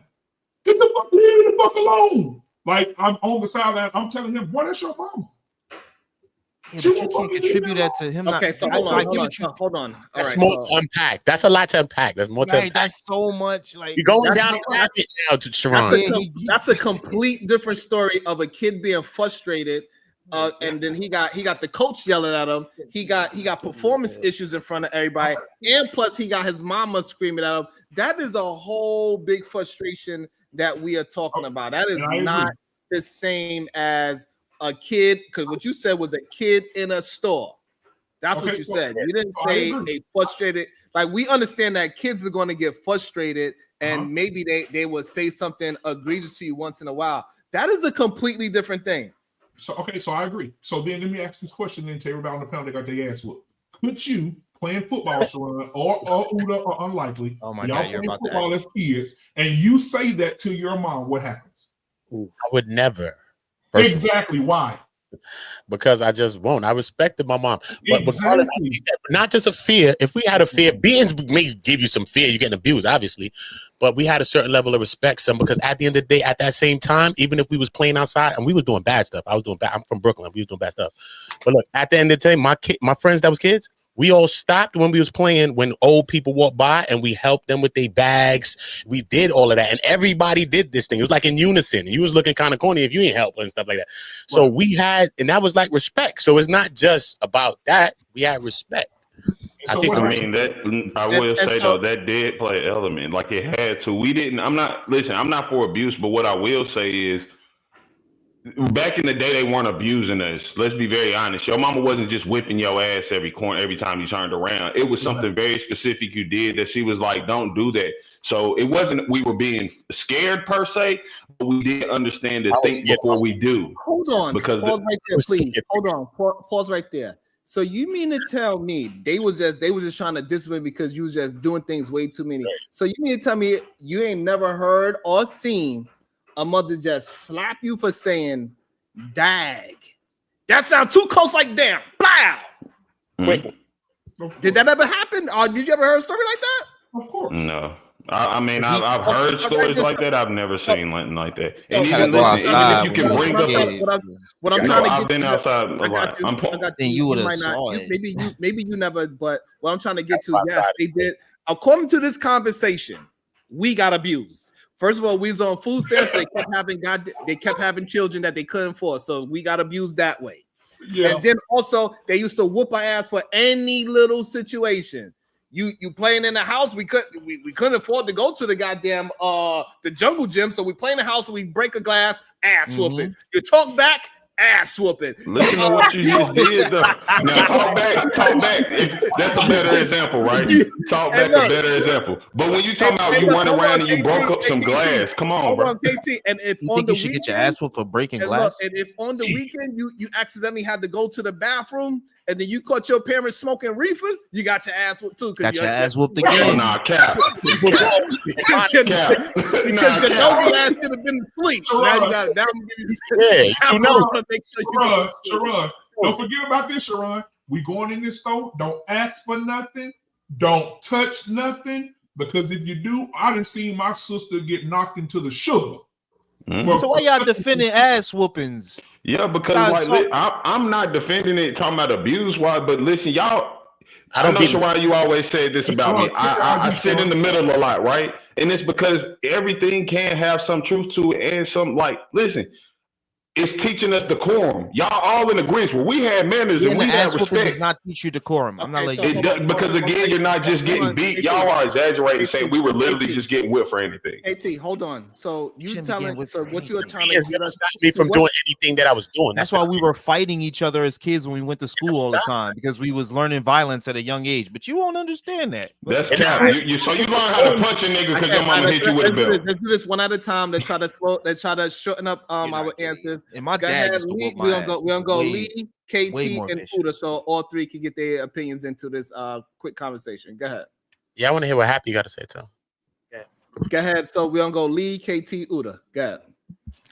Nah, just it's just like what I said. It's like you ass whoopings, they don't help. They just kind of teach you how to be violent and how to resort to violence when someone does something you don't like.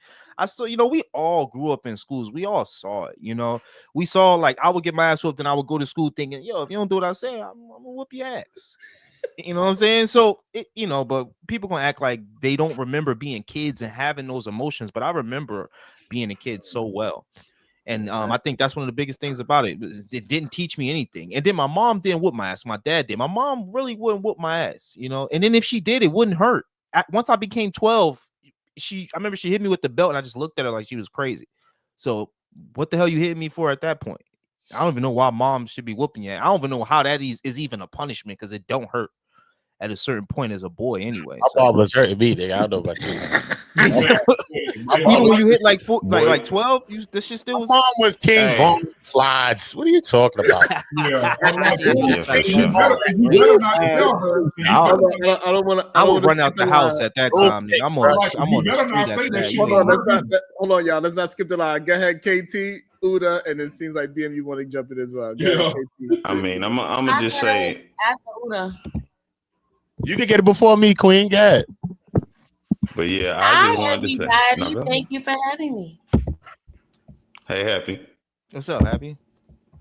It's your go, son. But yeah, I just wanted to say shit. Listen, I'm not going to deny what some of y'all said and somewhat right. Some of this stuff they shouldn't have been doing. I say this, and I know it doesn't exist anymore. But at one point in time, you even would get your ass whipped by a teacher. It was considered, and I'm not going to sit there and say, like, again, you shouldn't do it for everything. But again, even how you said, well, why should you be getting whipped for breaking glass? Well, pay attention.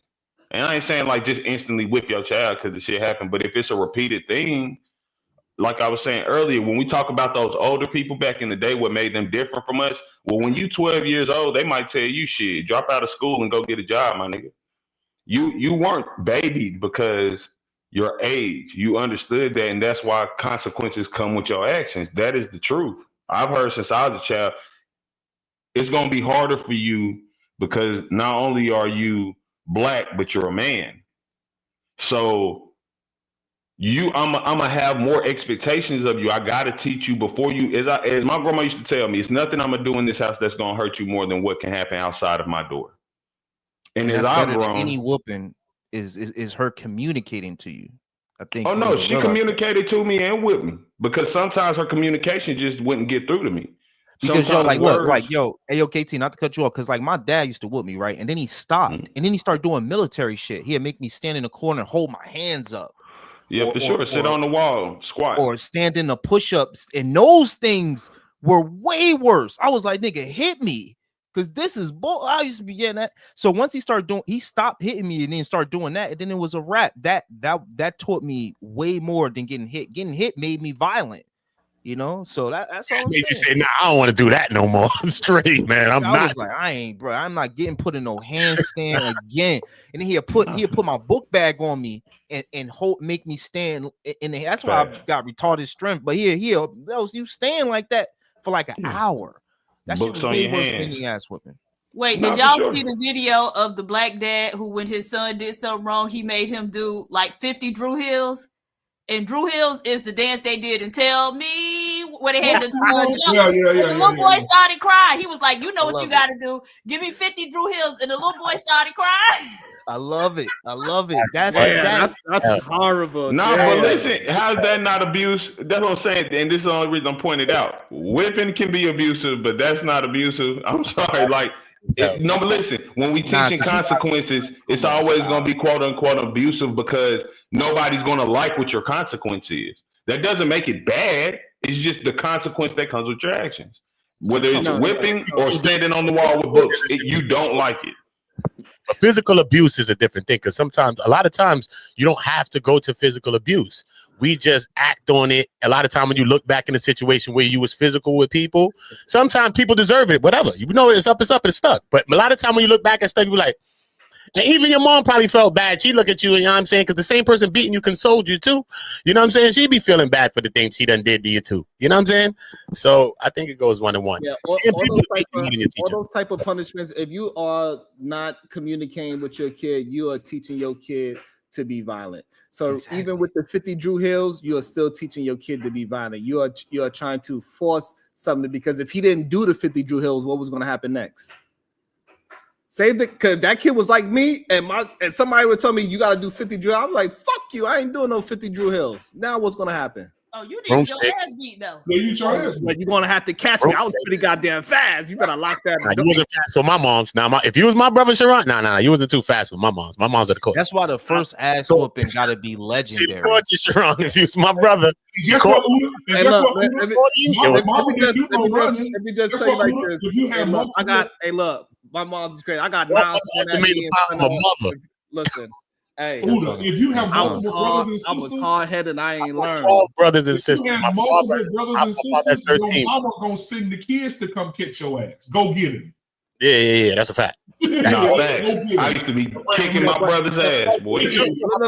Hold on. So let me let y'all know. So this is the thing. Hits on me. This is why I always find it so interesting when people say this. Well, like I was the troublemaker. Like I will fight. I didn't care because everybody put violence on me, and same thing with Unlikely Saints. So I learned that hey, we gonna have to get violent in this motherfucker. If it's 2, 3, 4, y'all, hey, I learned from a very long time ago that once you fight, nobody actually wins because we both gonna be beat up, bruised up, scratches, and all that. We both gonna feel the same exact way. So I don't think a lot of people really got into fights the way how and they think that fights go one-sided. If you lose the fight, that means the other person that won the fight, he's gonna go home hurt, bruised up as well. Ain't nobody really win the fight. You might look like you won in front of whoever, but guess what? He got a black eye too. His fist hurt, his arm hurt, all the same thing. That should make you crazy, bro. Nah, you just telling us you couldn't fight. I ain't never went home with no black eye, dog. Hey, look, Happy, look. It don't matter if I knew how to fight. The whole thing was that I was willing to. And so, like, once you willing to fight, a lot of people like, you know what? I ain't fucking with Sharon no more. Like, he always want to fight. Sharon, I was fighting too all the time. I get it. So, my first black eye I ever got, I got inside my house, bro. I got my mom's gave me my first black eye, bro. Straight. And then put iodine on my shit, son. I don't even know what the hell iodine was. Black shit and put some iodine and some ginger ale. Bell caught me. The bell caught me, son. Black my eye, straight. Black. You trying to run? Son, I was on skates, you know. I was going, bro. They caught me around the eye, homie. Look, that's the whole reason why Fighting Complex had to get into stories, man. True. You heard story. me? I believe. Lee. That's the whole reason why Fighter had to get into boxing. Every time he went to school, that black eye. What happened to him? He was in boxing. That's what started it. Sharon, we know what you look like when you work out, nigga. Y'all seen Sharon do push-ups before? Come on, man. Hey, I did them and I beat. They used to bully your ass. I beat whoever. That's all that matters. Yeah. Sharon did like 40 though. I did 80 altogether. He did girl push-ups though. That don't count though. Wow. He did girl push-ups. Wait. He was on his knees? Yeah. Don't believe Toothless, please. Oh, man. I mean, Complex. Damn. Nigga got a fucked up All head. right, let's get back to the video. We straight away. Swords out here. Matter of fact, we had 3 hours. Shit. Hey, man, maybe we ain't even gonna get to. Maybe I'll come back and we could do the Lucky version of this too, because Lucky and Turney, they had a big disagreement too. So, what, on the same panel? I think no, it was on Lucky Show. They sent me a timestamp for that too. I didn't see that one neither, so maybe I'll come back a little later because my baby girl I got to pick up from acting classes. So right. Well, hell yeah, man. It was good seeing you, Bracy. Yeah, man, it was good seeing you. You look like you from Miami now with the whole, you know. Yeah, he got the whole Pablo Escobar shit.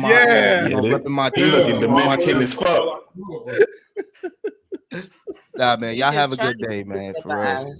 So, Diva, we gonna come back, Diva? What you think, Diva? Yeah, come back, yeah. Sure. Please, I missed it. Mm-hmm. Wait, what That's right, you did. Happy sis. I said, please do. I missed it.